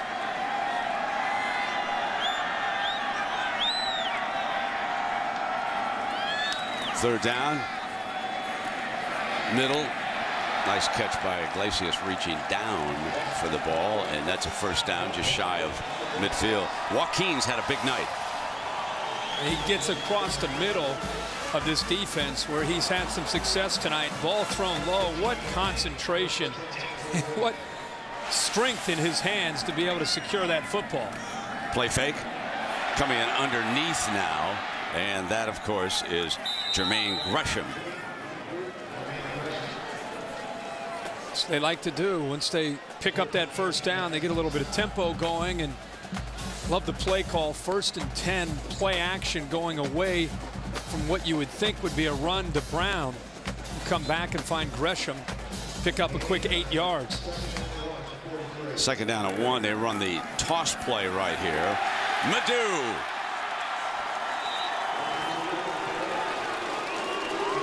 Big Brandon Walker leads the way around to the outside of right guard. Gresham with a block. And I'll tell you, Matt Clapp's having a great game when Oklahoma has run the football. He's been punishing defensive backs and linebackers coming up in run support. Tripping, regaining balance, still no pressure. Gresham again. Into the red zone, the 15-yard line. Pretty good athletic ability here by Sam Bradford. That's what coaches will tell you about. He grew up as a great athlete, played basketball, played golf. They said just by competing in all those sports, it made him an all-around athlete, and they feel it really helps him as a quarterback now for Oklahoma. The background as an athlete in so many other sports. Here's Brown, and he's ridden down by Baston. Jerron Baston, a junior defensive lineman.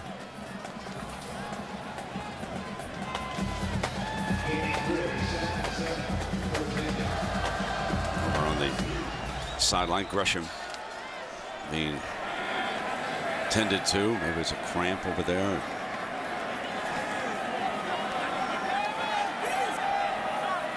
Slinging Sam, ready to come back to work.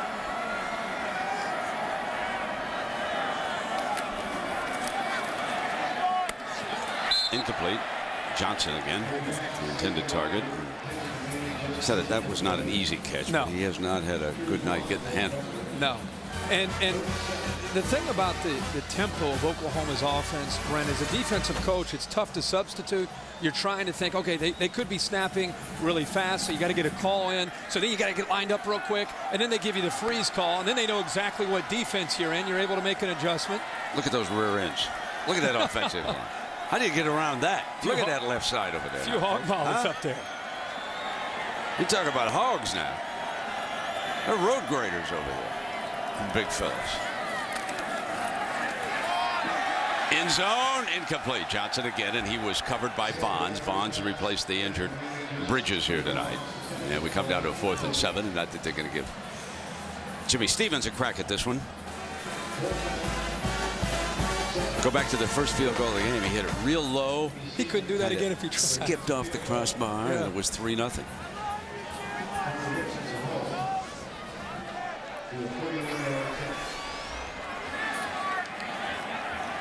Interesting face mask the kicker wears there. 30-yarder. Whacks it.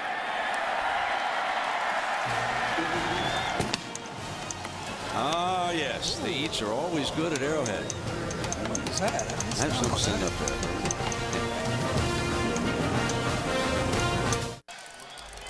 This ESPN telecast available in high definition on ABC HD.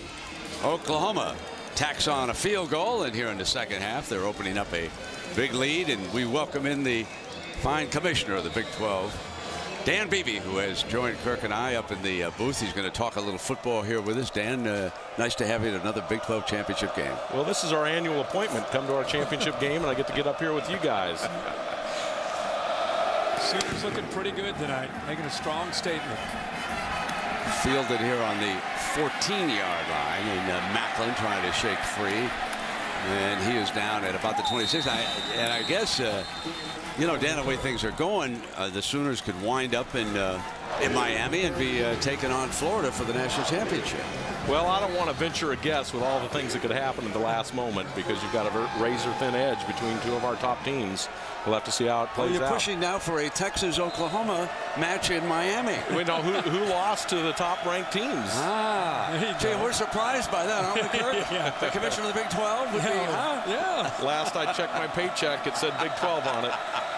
It has been a great year in your conference. I mean, I've got to say, not just Oklahoma and Texas Tech and all these. The game last week between Kansas and Missouri. Dan, you've got to be extremely pleased as Kaufman made that catch and moving toward the first down of the show. You got to be very pleased with the conference. It's been an outstanding year, and I can only take credit for 8 of the quarterbacks that I recruited to these schools. You know, we want them in the mold of Herb Street when he played at Ohio State, so we found 8 of them, and they're doing all right. What's been the reception that you've received and the conference has received about the three-way tiebreaker? Will this be moving forward the same system, you think, after what happened this year? Well, you know, we and the ACC both have this tiebreaker system, and it's really designed to try to get the best chance to have a team play in your championship game that can play in the national championship game. We had the perfect storm this year. It's really difficult for a great Texas team, great coaches, and I think, you know, we're going to have to review it, put it on the plate, and see if we want to change it in some form or fashion. The other tiebreaker system isn't perfect either. You can construct scenarios where you might not get the highest ranked team in your championship game, and it's a tough deal. I really feel for the Texas players and Mac Brown. Third down coming up here, Commissioner, so stick with us now. We'll see what Chase Daniel able to come up with on 3rd and 3. Got Jared Perry for the first down, close to midfield, so a fine pass there. And of course, you know, we point out that Missouri qualified for this game, but in effect they tied Nebraska in the North. We don't want to get past the Cornhuskers' improvement under Bo Pelini, and some of the things that are happening in the North Division, right? Yeah, I think you got to give a lot of credit to Nebraska. I think they're coming on. Bo Pelini is an outstanding coach, and it'll be a matter of time before they're back contending for this game. I want to ask you, as an analyst, do you think the Big 12 this year is great offenses and pretty good defenses, or do you think it's pretty good offenses and very poor defenses? Well, of course, I think it's great offenses and pretty good defenses. And, you know, look at the award categories. 3 quarterbacks finalists for Davey O'Brien Award, all Big 12. 3 Fred Biletnikoff awardees, all Big 12. 3 finalists for John Mackey, all Big 12. There's got to be some great offenses. Yeah. And, you know, you don't know until you get in the bowl games if you're really that strong or not. Right. First down and 10 now for Chase Daniel as the Tigers will try to finish a drive. Here is Macklin, always dangerous, to the 38-yard line, and he's ruled down. The line judge all over that particular play. There's a fellow who happens to be President-elect Barack Obama, who says he doesn't care what system you use as long as you get to a playoff. I've heard that somewhere. Somebody's told me that. You know, I'm not a playoff guy. I worked as a commissioner of a playoff league for 14 years.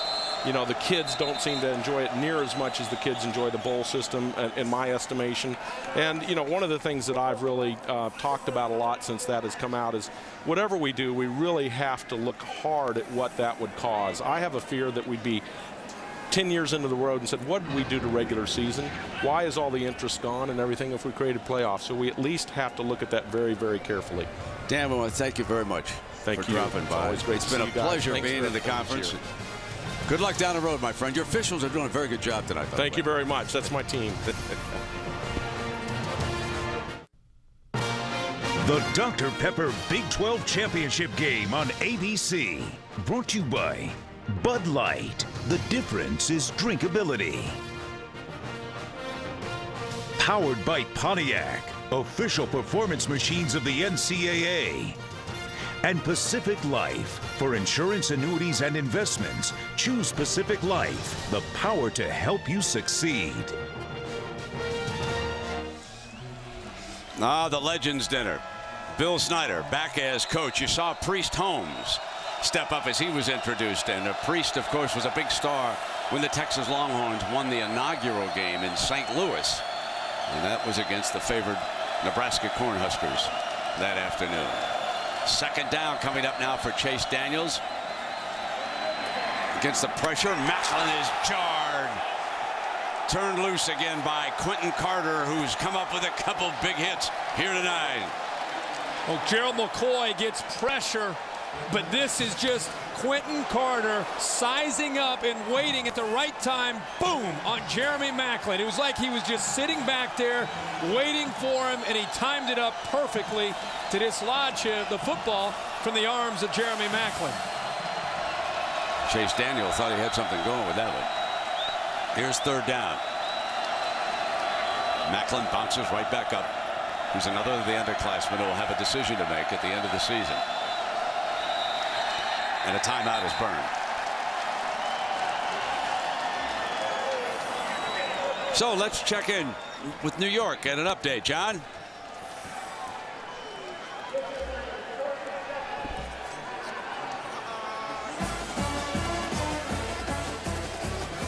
Another Stoops brother in action.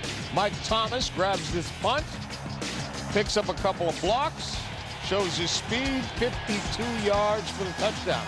This game's available to be seen on ESPN.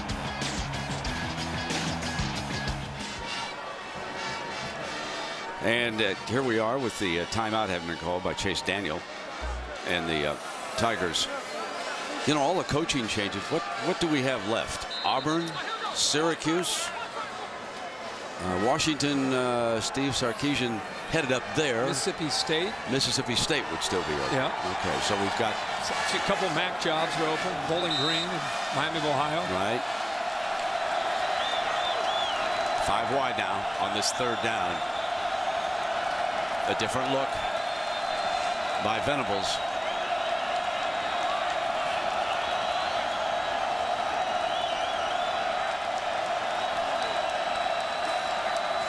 Cat and mouse continues. Going deep to Jared Perry, and Perry is blanketed.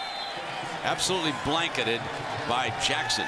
This is textbook coverage by the junior Brian Jackson, who's a physical corner. Perry gets by him, but now he's just going to look into the eyes of the receiver. When the eyes of the receiver look back for the football, the defensive backs are taught to go up. First of all, if the hands are going up, you need to strip the hands down. But as soon as Perry looked back, that signified that Jackson, he had to look back, but he was in great position. Going on fourth down, trailing 41-7. Here comes the pressure from the backers.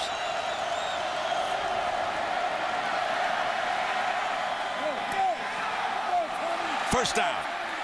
Saunders came back and gave it up on the catch and then broke for the first down, so the chains will move for Daniel. That is a long throw that Chase Daniel throws from the left hash all the way to the boundary, and he's fortunate that the ball had just enough zip on it, or Frank steps in front of that and goes about 75 yards the other way.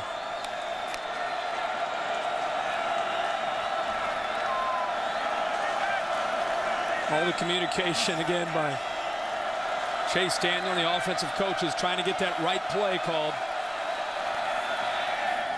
Deflected. Penetration by English. On the field for the first time in several games, and he should be ready for the BCS game. So good to see him out there playing for this defense.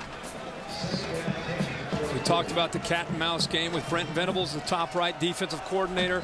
Chase Daniel, the quarterback. A lot of times he'll look over. Offensive skill looks over. They're trying to look at Brent Venables now. See, it's just constant. You're going to continue to move as a defense as the offensive coaches try to figure out what the call is. Here it comes on the inside. Got him on the slant. First and goal. Alexander breaking free.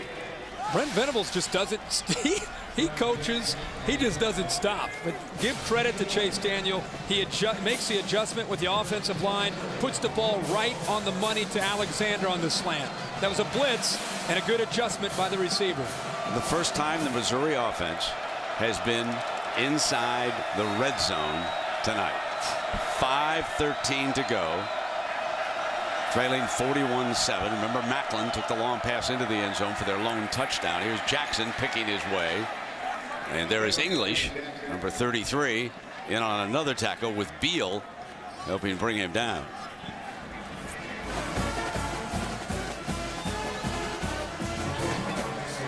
We could just keep a camera on Brent Venables the whole time. And that's Bobby Jack Wright. Just put his hands in his pocket. He works with the secondary.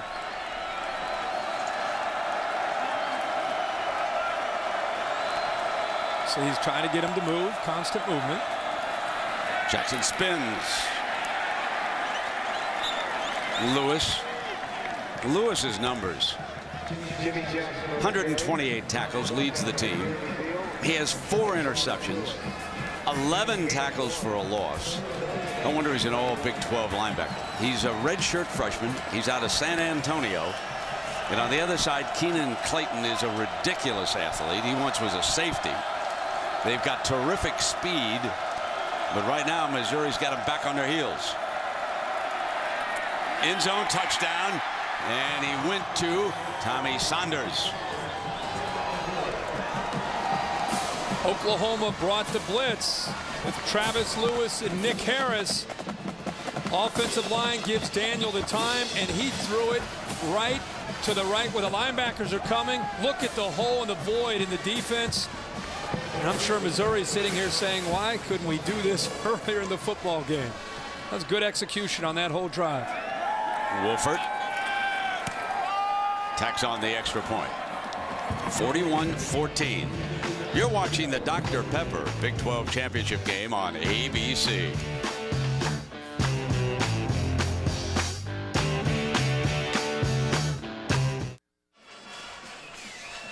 All bundled up here in the chill and cold. Thankfully, it's been dry. No rain or snow here tonight. Near the end of the game, we'll select a Chevrolet player of the game from each team. And Chevrolet will make a $1,000 contribution to each university's General Scholarship Fund.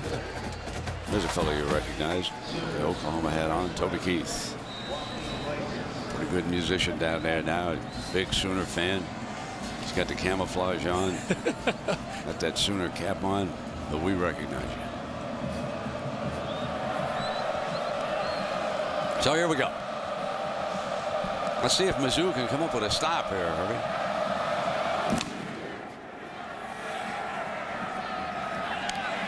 Fielded on the 10 by Chris Brown. 31-yard line. Well, again, let me remind you that Monday Night Football is a good one on ESPN at 8:30 Eastern. 2 teams at the top of the NFC South. The Buccaneers and the Panthers, 9-3. One team is going to leave with the division lead. The Panthers have won 8 of their last 11, but the Bucs beat them last time out and beat them pretty handily too, Herbie, 27-3. Buccaneers have to be one of the big surprises this year in the NFL. I didn't see them having this kind of year. They're off to a great start. John Gruden juggling quarterbacks, bringing in fresh talent, doing a good job. Key this time of year is stay healthy. Yes, Brown. So the point a minute Sooners. You can see 281 minutes and 292 points. Amazing. That's, I mean, you just don't see this ever in college football. You don't see an ability to score and score so quickly. Broyles dropped it. Started to turn upfield and let it get away from it. A lot of the reason that they've been able to have this success, we've talked on and on about the tempo and the way they get up to the line of scrimmage and put pressure on defenses, make defenses play on their heels. You have a quarterback that knows the offense so well, continues to attack, but also they don't make mistakes. I mean, you have 2 fumbles that they've lost on the entire year. Bradford's only thrown 6 interceptions. So to execute like this in a no-huddle offense, that's what makes it that much more impressive.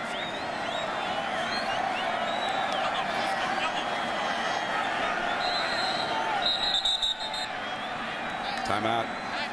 Time was coming down. So the Sooners will burn one, and that allows us, what we have a moment, to turn our attention to the All-State standings review, the BCS standings. Now, of course, Alabama losing today, and Florida's going to pick up humongous computer points, and everybody expects them to jump up to 1 or 2, and if Oklahoma wins, they could nudge themselves up to 1 and Florida be 2. It really doesn't matter as they identify 1 and 2. And the big argument will be Texas, USC, Penn State. And let's not overlook an unbeaten Utah. I know they're not going to get there, but they certainly deserve a lot of credit. Herbie, your thoughts? Well, I think Oklahoma, once they win this football game, I think Oklahoma and Florida will play in the national championship down in Miami. And we could go through the list and think about some of these marquee matchups. I think Utah is probably going to go to the Sugar Bowl and play Alabama, which will be a great game. The Orange Bowl will be Virginia Tech and Cincinnati. The Fiesta Bowl looks like Ohio State and Texas. And the game that you and I are looking forward to watching from the booth, the Penn State Nittany Lions and the USC Trojans out of the Rose Bowl. And Joe Pa and the Nittany Lions go back to the Rose Bowl. First time since the mid-'90s when they beat Oregon. Yeah. And Rich Brooks out there. And they will be an underdog, obviously, against USC.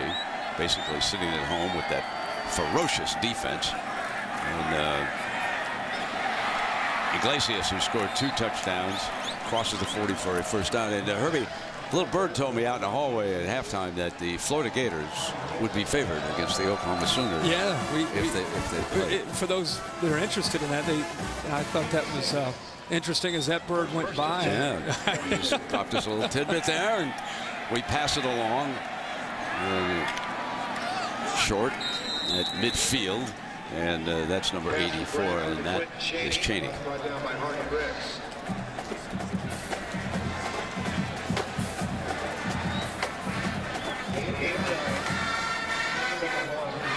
Second down.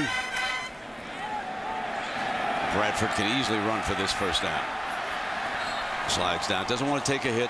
Doesn't want to risk that thumb at all. He's going to undergo surgery tomorrow morning early down in Oklahoma City.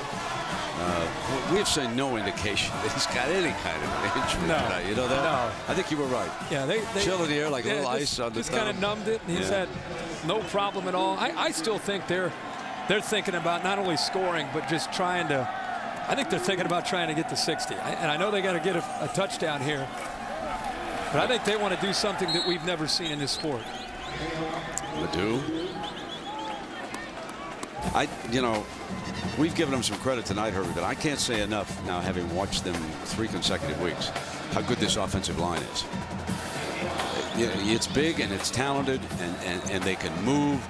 They seem to work together. John Cooper's a senior out of Fort Collins, Colorado, the all Big 12 center. See, everything revolves around that big rascal down there now. I mean, they get set. Have we had a false start by a lineman tonight? Herbie, Ledoux bangs in there for a first down. Tough run by their third-string running back. No, I don't think we have had a false start, but I want to talk about Ledoux as much as we're talking about the offensive lines. With Murray going down, Brown's carrying most of the load, and Moses Ledoux, who, by the way, is out of Norman, Oklahoma, their local product, showing not only a little bit of wiggle, but some toughness as he lowers the shoulder, and his style fits right in again with this offense.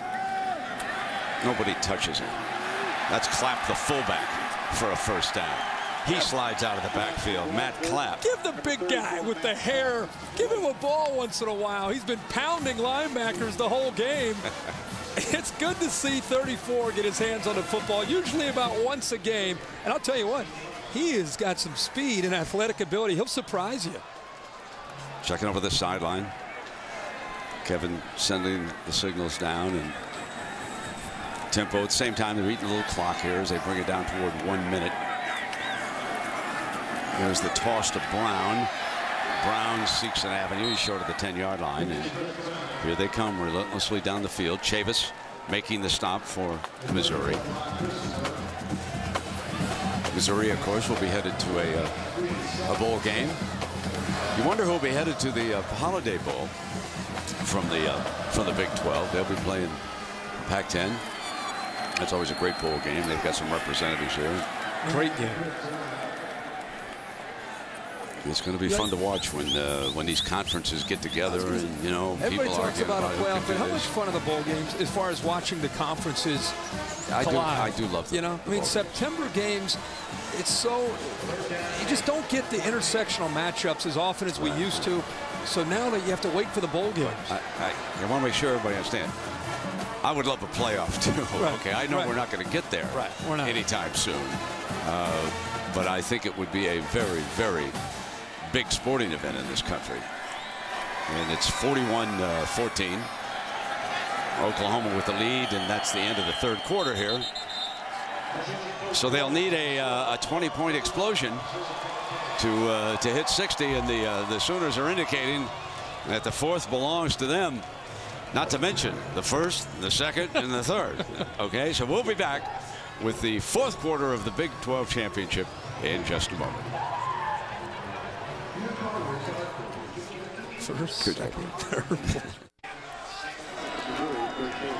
So we are back for the final quarter with Oklahoma leading Missouri in the Dr. Pepper Big 12 championship game 41-14. Oklahoma stalking a berth in the national championship game down in Miami on January 8th. On this third down, make it first down, first and goal for the Sooners, and Iglesias enjoying a big night. Well, they've actually connected down in this end zone a number of times. It's just soft coverage. On third down, you have got to be able to step up and take that cushion away when you're the corners. And this time it was Truvons who did not take that cushion away. Easy throw. Set up with the power formation, and Madu runs it in. So he's the back who's picked up the slack with the loss of DeMarco Murray on the opening kickoff. And he has rushed for 64 yards here tonight and scored 2 touchdowns. So Moses Madu with a big night. He plays on the special teams for Oklahoma. He's a very talented sophomore, also out of the Norman, Oklahoma area.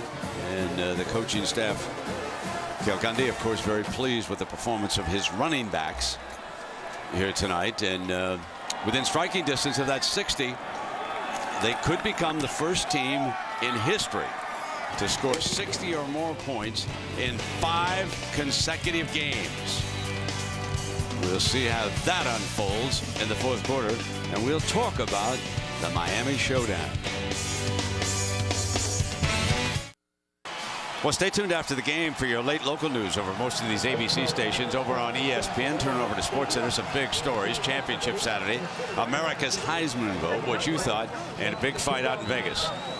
De La Hoya against Pacquiao, and Pacquiao out of the Philippines, and every time he goes to war, it's a national holiday down there. And De La Hoya about 2 inches taller, a couple pounds heavier. We'll see how that fight turns out here tonight. And right here after the game, we'll have the live trophy ceremony on Big12Sports.com. Big12Sports.com.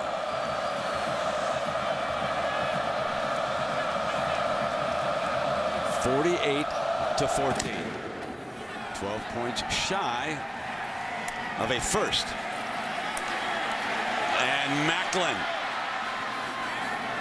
under the safety valve, and that's Moreland who kicked it off, who got him out of bounds. As we take a look at the Pacific Life game summary, let's take a look at these two quarterbacks. Here's what Tim Tebow did today against Alabama. Threw for 217 yards, 3 touchdowns, and he rushed for 52. That's important. He's a powerful, powerful runner.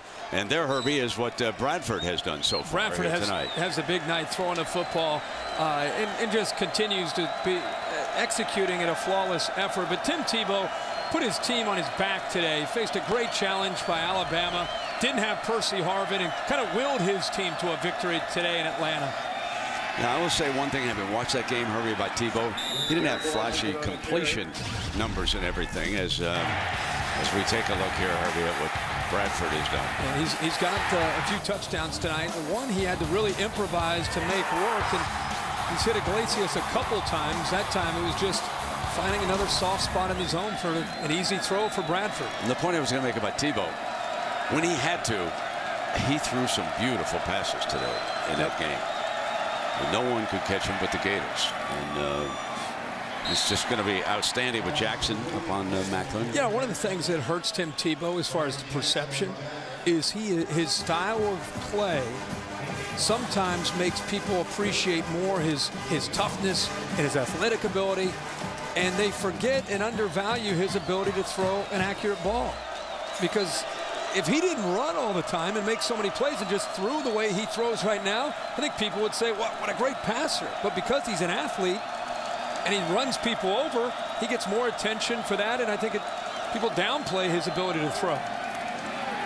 Flair, and Washington moves for a first down. And of course, next week, December 13th at 8 Eastern, will be the Heisman Trophy presentation presented by Nissan. Herbie, I know you'll be there with the gang on ESPN next Saturday. We'll all look forward to see who can Tebow win 2 in a row. What about Bradford? We talked about it. Colt McCoy down in Austin. There is no way we can eliminate Colt McCoy and Graham Harrell. They have just been outstanding. And here's a little bit of razzle-dazzle. Lateral back to Washington for a first down at the 26-yard line. And so just like everybody else, I'm not sure how you I haven't really how you sort them out. I don't know what order I'm gonna break these guys down as far as my final 3, but I mean, what Colt McCoy did during that 4-game stretch really stands out. What Sam Bradford has done in the last 3 or 4 weeks really stands out. And of course, Tim Tebow has had a year that people said, well, last year he had all the numbers and broke the records. This year, he led a team to a national championship berth in an SEC title. Fumbled by Daniel. Reaches down and recovers it. And of course, you can say that Graham Harrell is the reason why Texas is not here tonight. Yeah. You know, once the Longhorns give him that chance, when they fail to come up with the interception, he hits Crabtree for the winning touchdown in that dramatic victory down in Lubbock. And Harrell and the Red Raiders brought an awful lot of entertainment. Sure did. To the Big 12 this year. But when he went to Norman and lost by 40, it seems like he lost a lot of his momentum. That steam. But you know, he broke 2 fingers, 9 places, and underwent surgery and came back to beat Baylor. That's pretty good. End zone. Macklin grabs it. What a beautiful grab by number 9. Back official coming in. It looks like he's going to wave it off. Wave it off. He said he didn't control it right as he came down. You have to have control as you come to the ground. It was a spectacular grab high up in the air. Gets away with a little push on Franks, pushes him right by, and then goes up. And then when he comes down, it's tough to see from that. Oh, this will be a great picture of it. Frank slipped.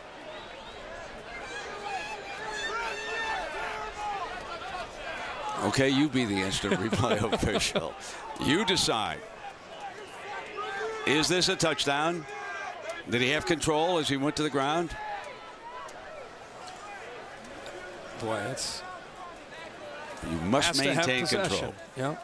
We've had an issue about this on an interception that wasn't by Oklahoma, actually, against Texas. That's exactly right. Down in Dallas. Watch his head, Brent, when he comes down. Ooh. That's real whiplash when he hit there. You know that? He's up, though, fine. He's trotting off.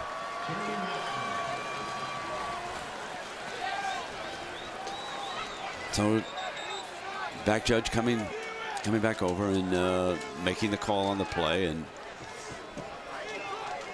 he made a great grab on it, though, didn't he, after Frank's at this point, there's no indication that, he sure did. No indication that they're going to review that, so it's an incompletion. Right. They saw all the looks that up in the replay booth, and they said didn't have control. Nope. They hit the ground. That's the rule. Have to be able to control the ball as you come down. And 3rd down and 10 now.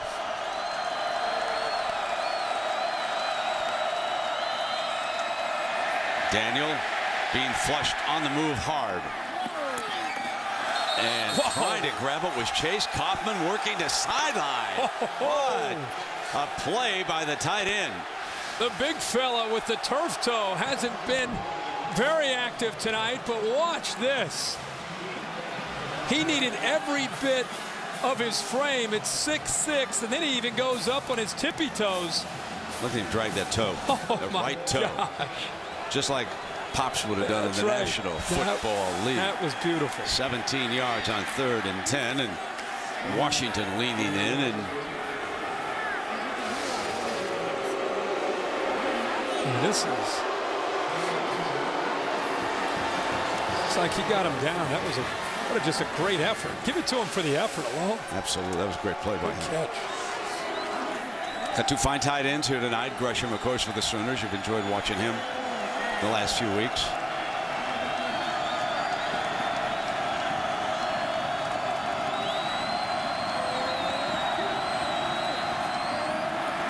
Pump fake wide open.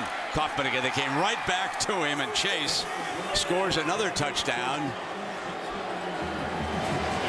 Stoops, I believe, is still upset at what occurred on the catch leading to this touchdown. He walked way down inside the 20-yard line. You've talked about the pump fake by Chase Daniel out to the flat there. That's what lured the defense to come up. Holmes and also Brian J. See how they jump up on Saunders? Nobody stayed with Kaufman. Once they made that mistake, that was an easy throw. Tebow just filed that in his memory bank. You get a corner who bites on a pump fake. Couple double Quarterback loops. will be coming back. You'll see that again, my friend. I'm out.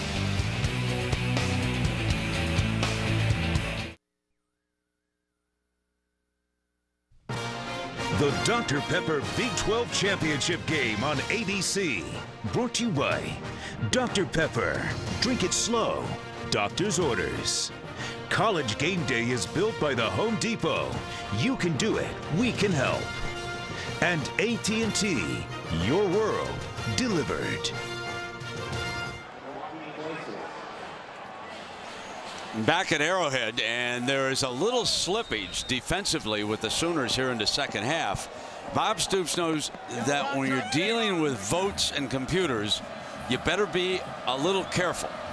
And he was livid with first the call, giving Kaufman a completion, and then with the performance of his corner, we're going to show you that, who took the wrong man onto the end zone. This will come out of the 20-yard line.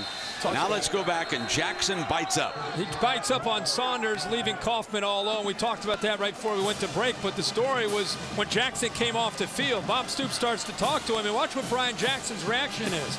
He starts to give it back to coach, and that's the wrong coach to question. Don't ever do that, because Bob Stoops is eventually, look at him right there, he's going to have the last word. Just take your medicine and go to the bench and talk about it on Sunday in the film room. So now Bradford and the Sooners come out. The lead 48-21. The Sooners have been outscored by Missouri in the second half.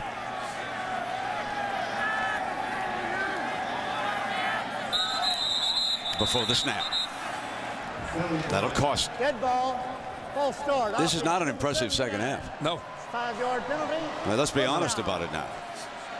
They started to think about the BCS standings and where they might be heading January 8th. Based on, they've definitely lost their edge that they played with in the first half. Both sides of the football. Absolutely.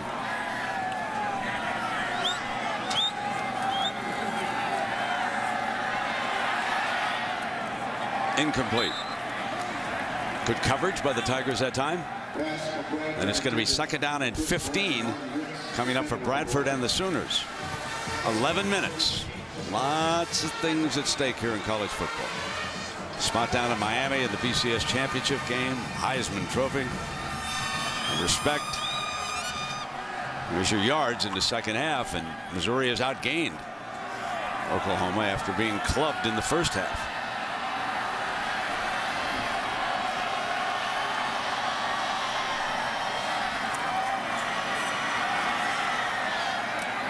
Complete. Iglesias, unstoppable tonight. A brilliant effort by Joaquin Iglesias, who refused to yield. I wouldn't be surprised to see them go up-tempo here to kind of create some momentum. Iglesias has been having a field day, Brent. You said it. Just sits right there in the hole, and Bradford always seems to look up number 9 when he needs a big play. And Iglesias, the effort there and the strength is what I love to see from the wide receiver. And Herbie, he's had a 100-yard day here. 8 catches for 113 yards. Again. Now he's up over 120 yards. 9 catches on the night for the senior from Killeen, Texas. 6 feet, 205 pounds. Very, very strong, as you saw in the previous play, but also just great savvy as a receiver in this system. Does a good job of recognizing man or zone coverage, and then just is able to always be in alignment and position for Sam Bradford. Here he comes again. Incomplete. It was a forward pass waved off him. He's coming right back for number 9.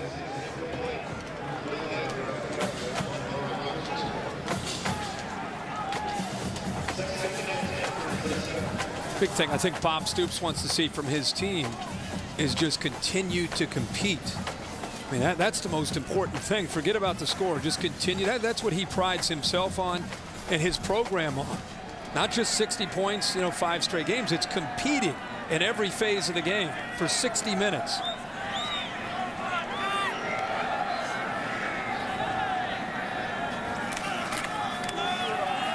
Here's Brown. He squirts to the 30. In the past, we've seen the no huddle and the size of the Oklahoma offensive line. We've seen them wear down defenses. You get to that fourth quarter, that's usually where the big plays come from Oklahoma. And maybe we'll eventually see that, but Brent, you said it, second half, Missouri's played a much better half of football.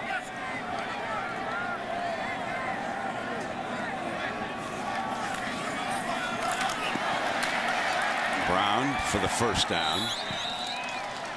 25-yard line. Witherspoon, Big 12 linebacker, making another stop. Witherspoon's a junior out of Jasper, Texas.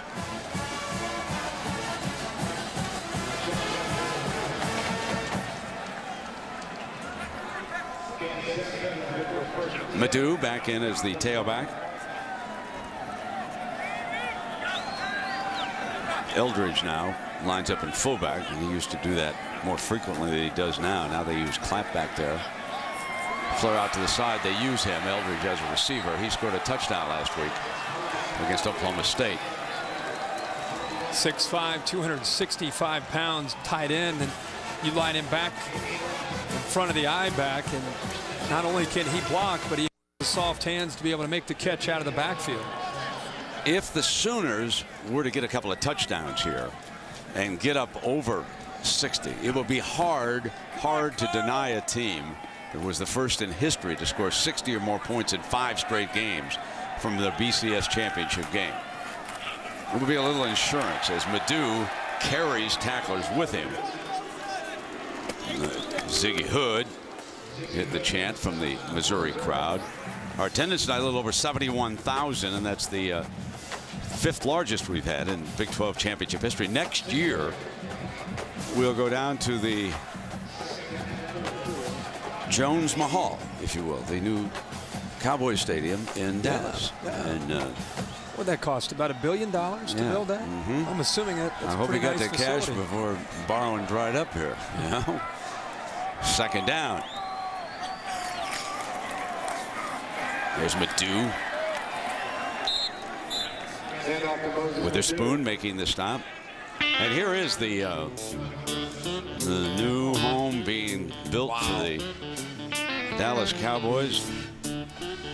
That's going to be something in the Big 12 championship game, and you're still going to have one of those roofs so God can look down on his favorite team, huh? Just like the good old days. That's right. Here's Brown.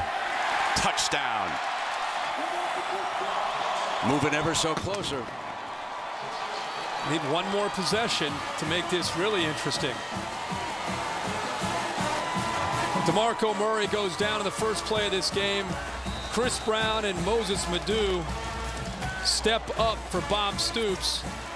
They're now over 200 yards rushing on the night as a tandem.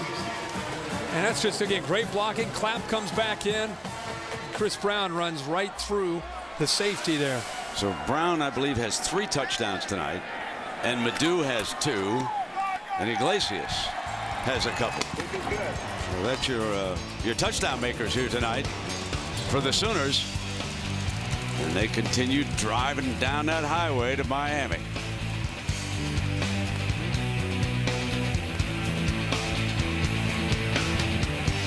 Back, Arrowhead Stadium, Kansas City, Missouri, the Dr. Pepper Big 12 Championship.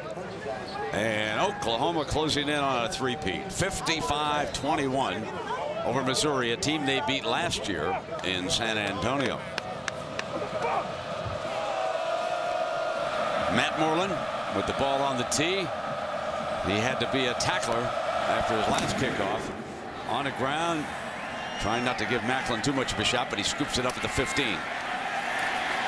Down he goes, and Franks reels him in. Well, Navy earlier today shutting out Army, winning big, dominating that great rivalry.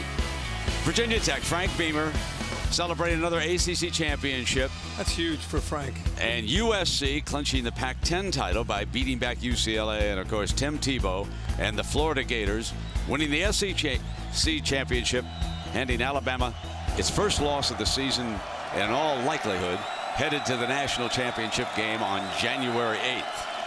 Will it be the Sooners? They've been impressive again here tonight. One touchdown away from a record. Now that Alabama-Florida game unfolded this way. It was an 11-point margin, 272 total yards for Tim, and speed for the Gators. But young Jones, a freshman, he's got some career ahead of him. He sure does. He had a big impact on that football game. And in fact, at one point, Alabama had the lead 20-17, and it looked like control of the football game, but give Florida a lot of credit for finding a way to get back in the game and eventually pull away. You and I would agree. Great season for the Crimson Tide. And there's Saunders making that catch. No one, you and I did their first game against Clemson. Upset, but we said, oh, well, Clemson's Clemson. Yeah. No one foresaw Alabama going undefeated into the SEC. Second year under Nick Saban. Absolutely. He's only going to get better. This will be his least talented team while he's in Tuscaloosa as the head coach. The way he recruits, Alabama is going to be at the top of college football for a long time. There's Saunders. And when you think about that, two coaches gone. Grooms, Mississippi State, Tuberville at Auburn. Tennessee. Tennessee in the East. Yep. Lost one. You think of the shakeup in the SEC this year. LSU had a tough year. Gave up big points. Yep. Even without pulling. Houston Nutt was a great story in the SEC. Yes, and what he did, finishing 8-4. You know, Petrino's going to win some football games at Arkansas too. When he gets Mallet going. If you're buying stock, it's Arkansas, Alabama, and of course what Houston Nutt and Ole Miss will be doing. On the move. Short of the first down, and that's Alexander. Denario's been somewhat quiet, number 81 here tonight. 5.5 minutes, and Chase Daniel would love to deny Oklahoma this record.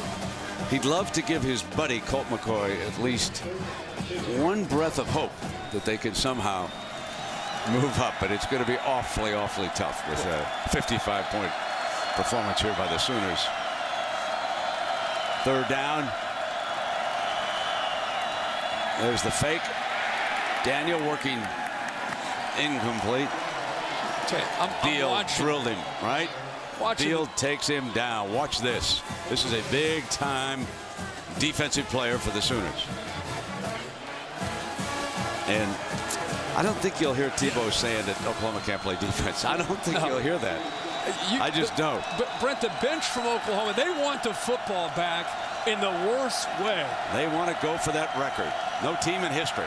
5 straight games of 60 points or more.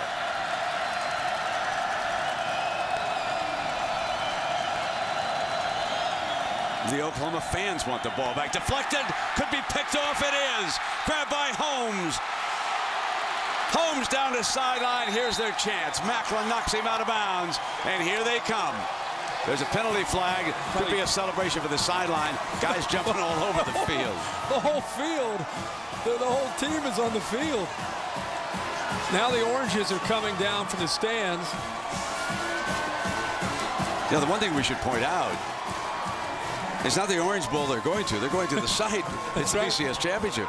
There will be an Orange Bowl, probably matching Virginia Tech against Cincinnati. Yep. Great story, Cincinnati. Oh, yeah. Great story. Oh, Brian Kelly game late tonight against Hawaii. Dangerous game. Dangerous. Cincinnati. Especially if they went over there and enjoyed the beach. Little Waikiki Beach. You bet. Distractions.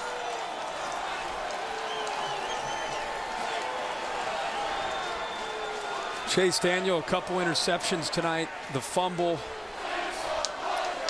and that continues to haunt him this year in those losses.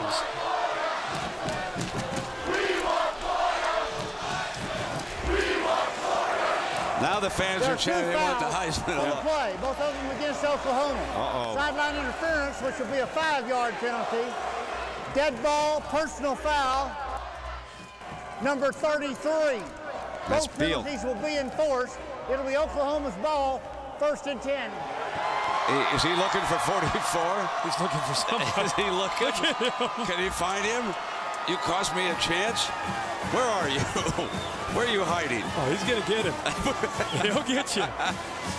Get out of my way.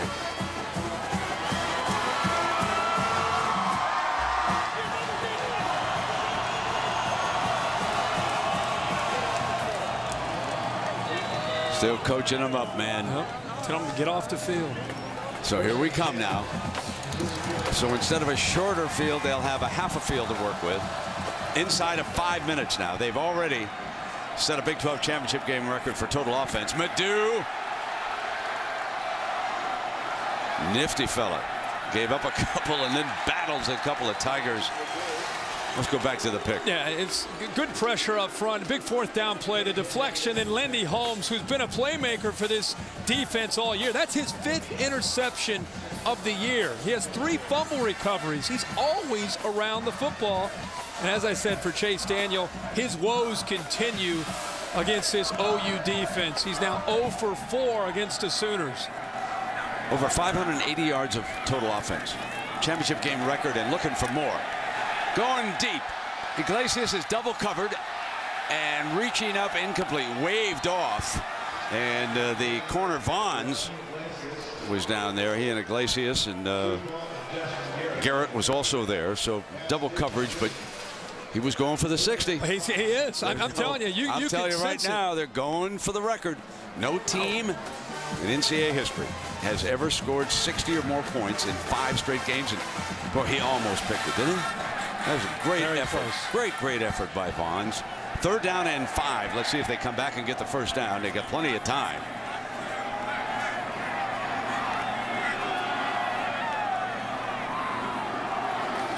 High snap, pull down. Bradford can't find anybody open. Got to dance away now. Gonna get hit. Madu picks up the 1st down. Moses Madu continues to work as the basic pattern breaks down, continues to come with the quarterback, Herbie. And here's Sam Bradford again, the athletic ability that we saw last week against Oklahoma State. There's nobody to throw the ball to. Instead of throwing it away, he wants 60 points too. He's fighting to keep the play alive. Madu is his dump off. He's able to get him the football, and they keep the drive alive, and they still have a chance here at 60. Bunch on the left side. Madu stays in the game. Here's the toss play. Alley explodes. End zone record breaker. First team in history. 5 straight games with 60 or more points. And now, how do you deny the Sooners an opportunity to play for a national championship? What a night for Moses Madu. Replacing the injured DeMarco Murray in the backfield rotation. And he goes 38 yards. 115 yards on the night. And as I said, when they lost Murray, Murray's a great back. But Madu and Brown are also still a great tandem. And how about the blocking to open up that hole? Get a kick-out block by the fullback. Lone Holt picks up a block, and there's a huge seam. And then it's all about Madu showing that speed. These blocks. Florida, Oklahoma. I'd buy a ticket to see that one.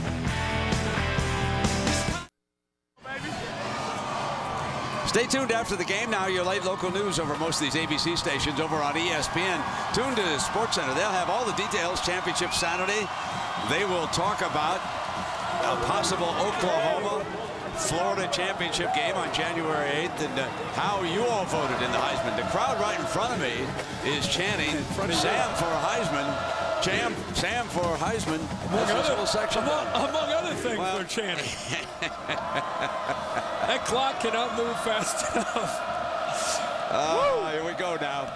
All right, Missouri.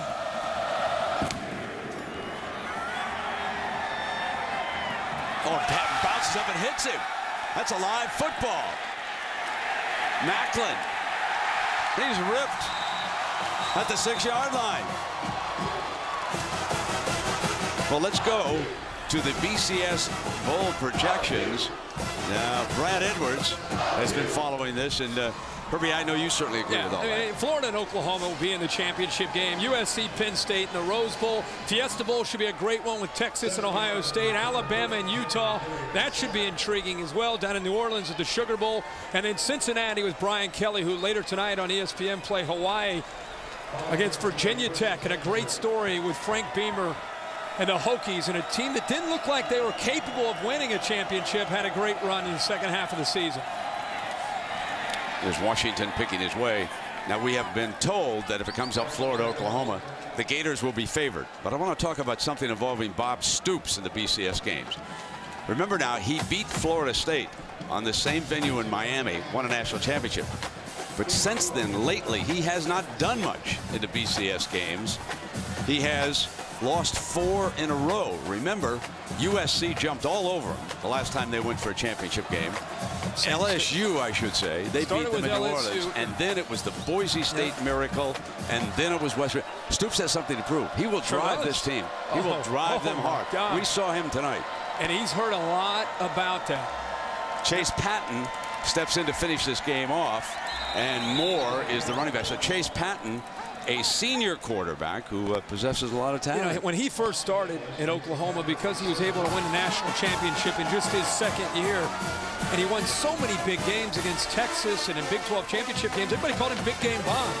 Then they lost to LSU in the Sugar Bowl in one of the BCS bowl games. The next year they got blown out by USC.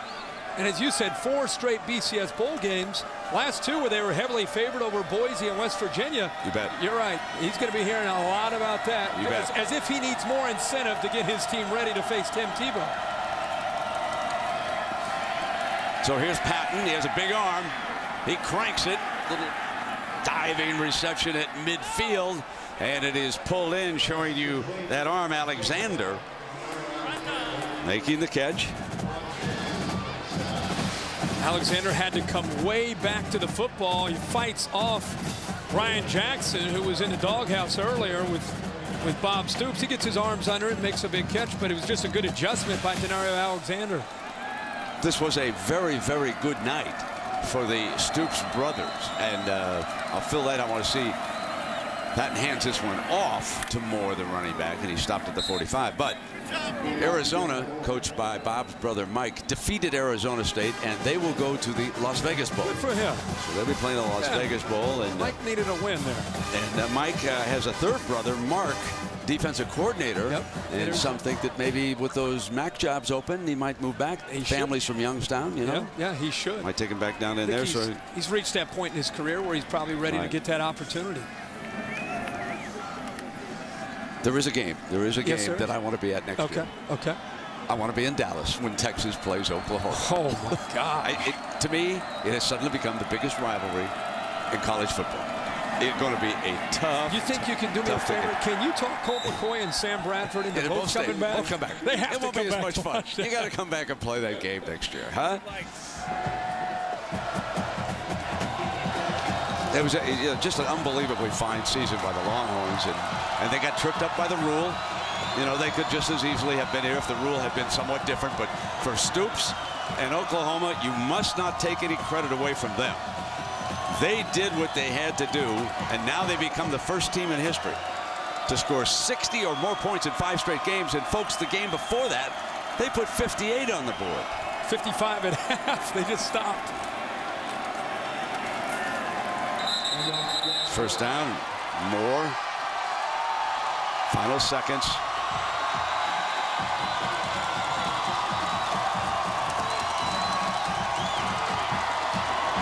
Boomer Sooner. We certainly believe, as Gary Pinkel goes over to congratulate his conqueror, we certainly believe that next stop for Bob will be Miami, and a team where he was the defensive coordinator for Florida under Steve Spurrier. The traditional, and it feels great, no matter how cold it is. Let's go to Lisa. Thanks, Brian. Coach, 62 points again tonight. What was clicking tonight? Well, everything. You know, Sam Bradford, again, is just sensational. His accuracy, his third down throws, and our running pass, you know, putting them both together. and defense really stepped up. You know, we had a huge lead before they gave up anything in the second half. The first time in NCAA history that a school scores 60-plus points in 5 consecutive games. What does that say about this offense of yours? It's rolling, and the guys are really special. We got a lot of weapons. Coach Kevin Wilson, our offensive staff, are doing a great job with them. And how important to the guys was it to get that record? I'm sorry? How important to your team was it to get that record? I know it probably wasn't important to you, but for your players. I don't know that it was. I think it's more they just wanted to execute and finish the game and play hard to the end. All right, thanks a lot. Congratulations. Sam. Thank you. Sam, Brent. Sam, for the first time in NCAA history, a school has scored 60-plus points in 5 consecutive games. How important is that to you guys? You know, obviously that's important, but I think winning this game was a lot more important than that. And you know, I think we were kind of tired of listening to everyone talk about how we didn't deserve to be in this game, and you know, not really giving us a lot of credit for what we did this year. So we wanted to come in this game and make a statement. You said you guys were tired of hearing that. How much of a motivator was it for people saying you shouldn't be here? It was a big part in what got us motivated for this game. You know, listening to all the media talk about how we didn't deserve to be here, and then having to listen to Missouri talk about how the last 2 times we beat them were a fluke and we didn't deserve to be here, and they were going to beat us tonight and prove everyone we didn't deserve to be here. So to come out and play the way we did, it's a great feeling. Now you scored 62. How's that thumb feeling? Oh, it feels great. I know you're going to have surgery tomorrow. I got to ask you, with what you did here tonight, with what you did the last 5 games, how do you think that the BCS is going to shake out? How are they going to keep you from being #1 and headed to the title game? I don't see how we cannot be #1 tomorrow, and it's out of our hands. And, you know, we showed what we can do, especially the past couple weeks, so now it's just up to the computers. All right, thanks a lot, and good luck tomorrow with the surgery. Brent? Lisa, thank you very much. And our Chevrolet players of the game, no surprise, Sam Bradford from Oklahoma and Jeremy Macklin, who played his heart out, 183 all-purpose yards for the Tigers. Bradford throwing for 383 yards and 2 touchdowns. And in recognition of their effort, Chevrolet will make a $1,000 contribution to each university's General Scholarship Fund. That wraps up a fabulous regular season. Oklahoma wins another Big 12 championship, 62-21. And a reminder now, be sure to join us on ABC for the Rose Bowl, presented by Citi. January 1st at 4:30 p.m. Eastern. It'll be Penn State and USC. For Lisa Salters and Kirk Herbstreit, I'm Brent Musburger, thanking all of you for watching Saturday Night Football, ESPN on ABC. We'll see you from Pasadena. So long, everybody.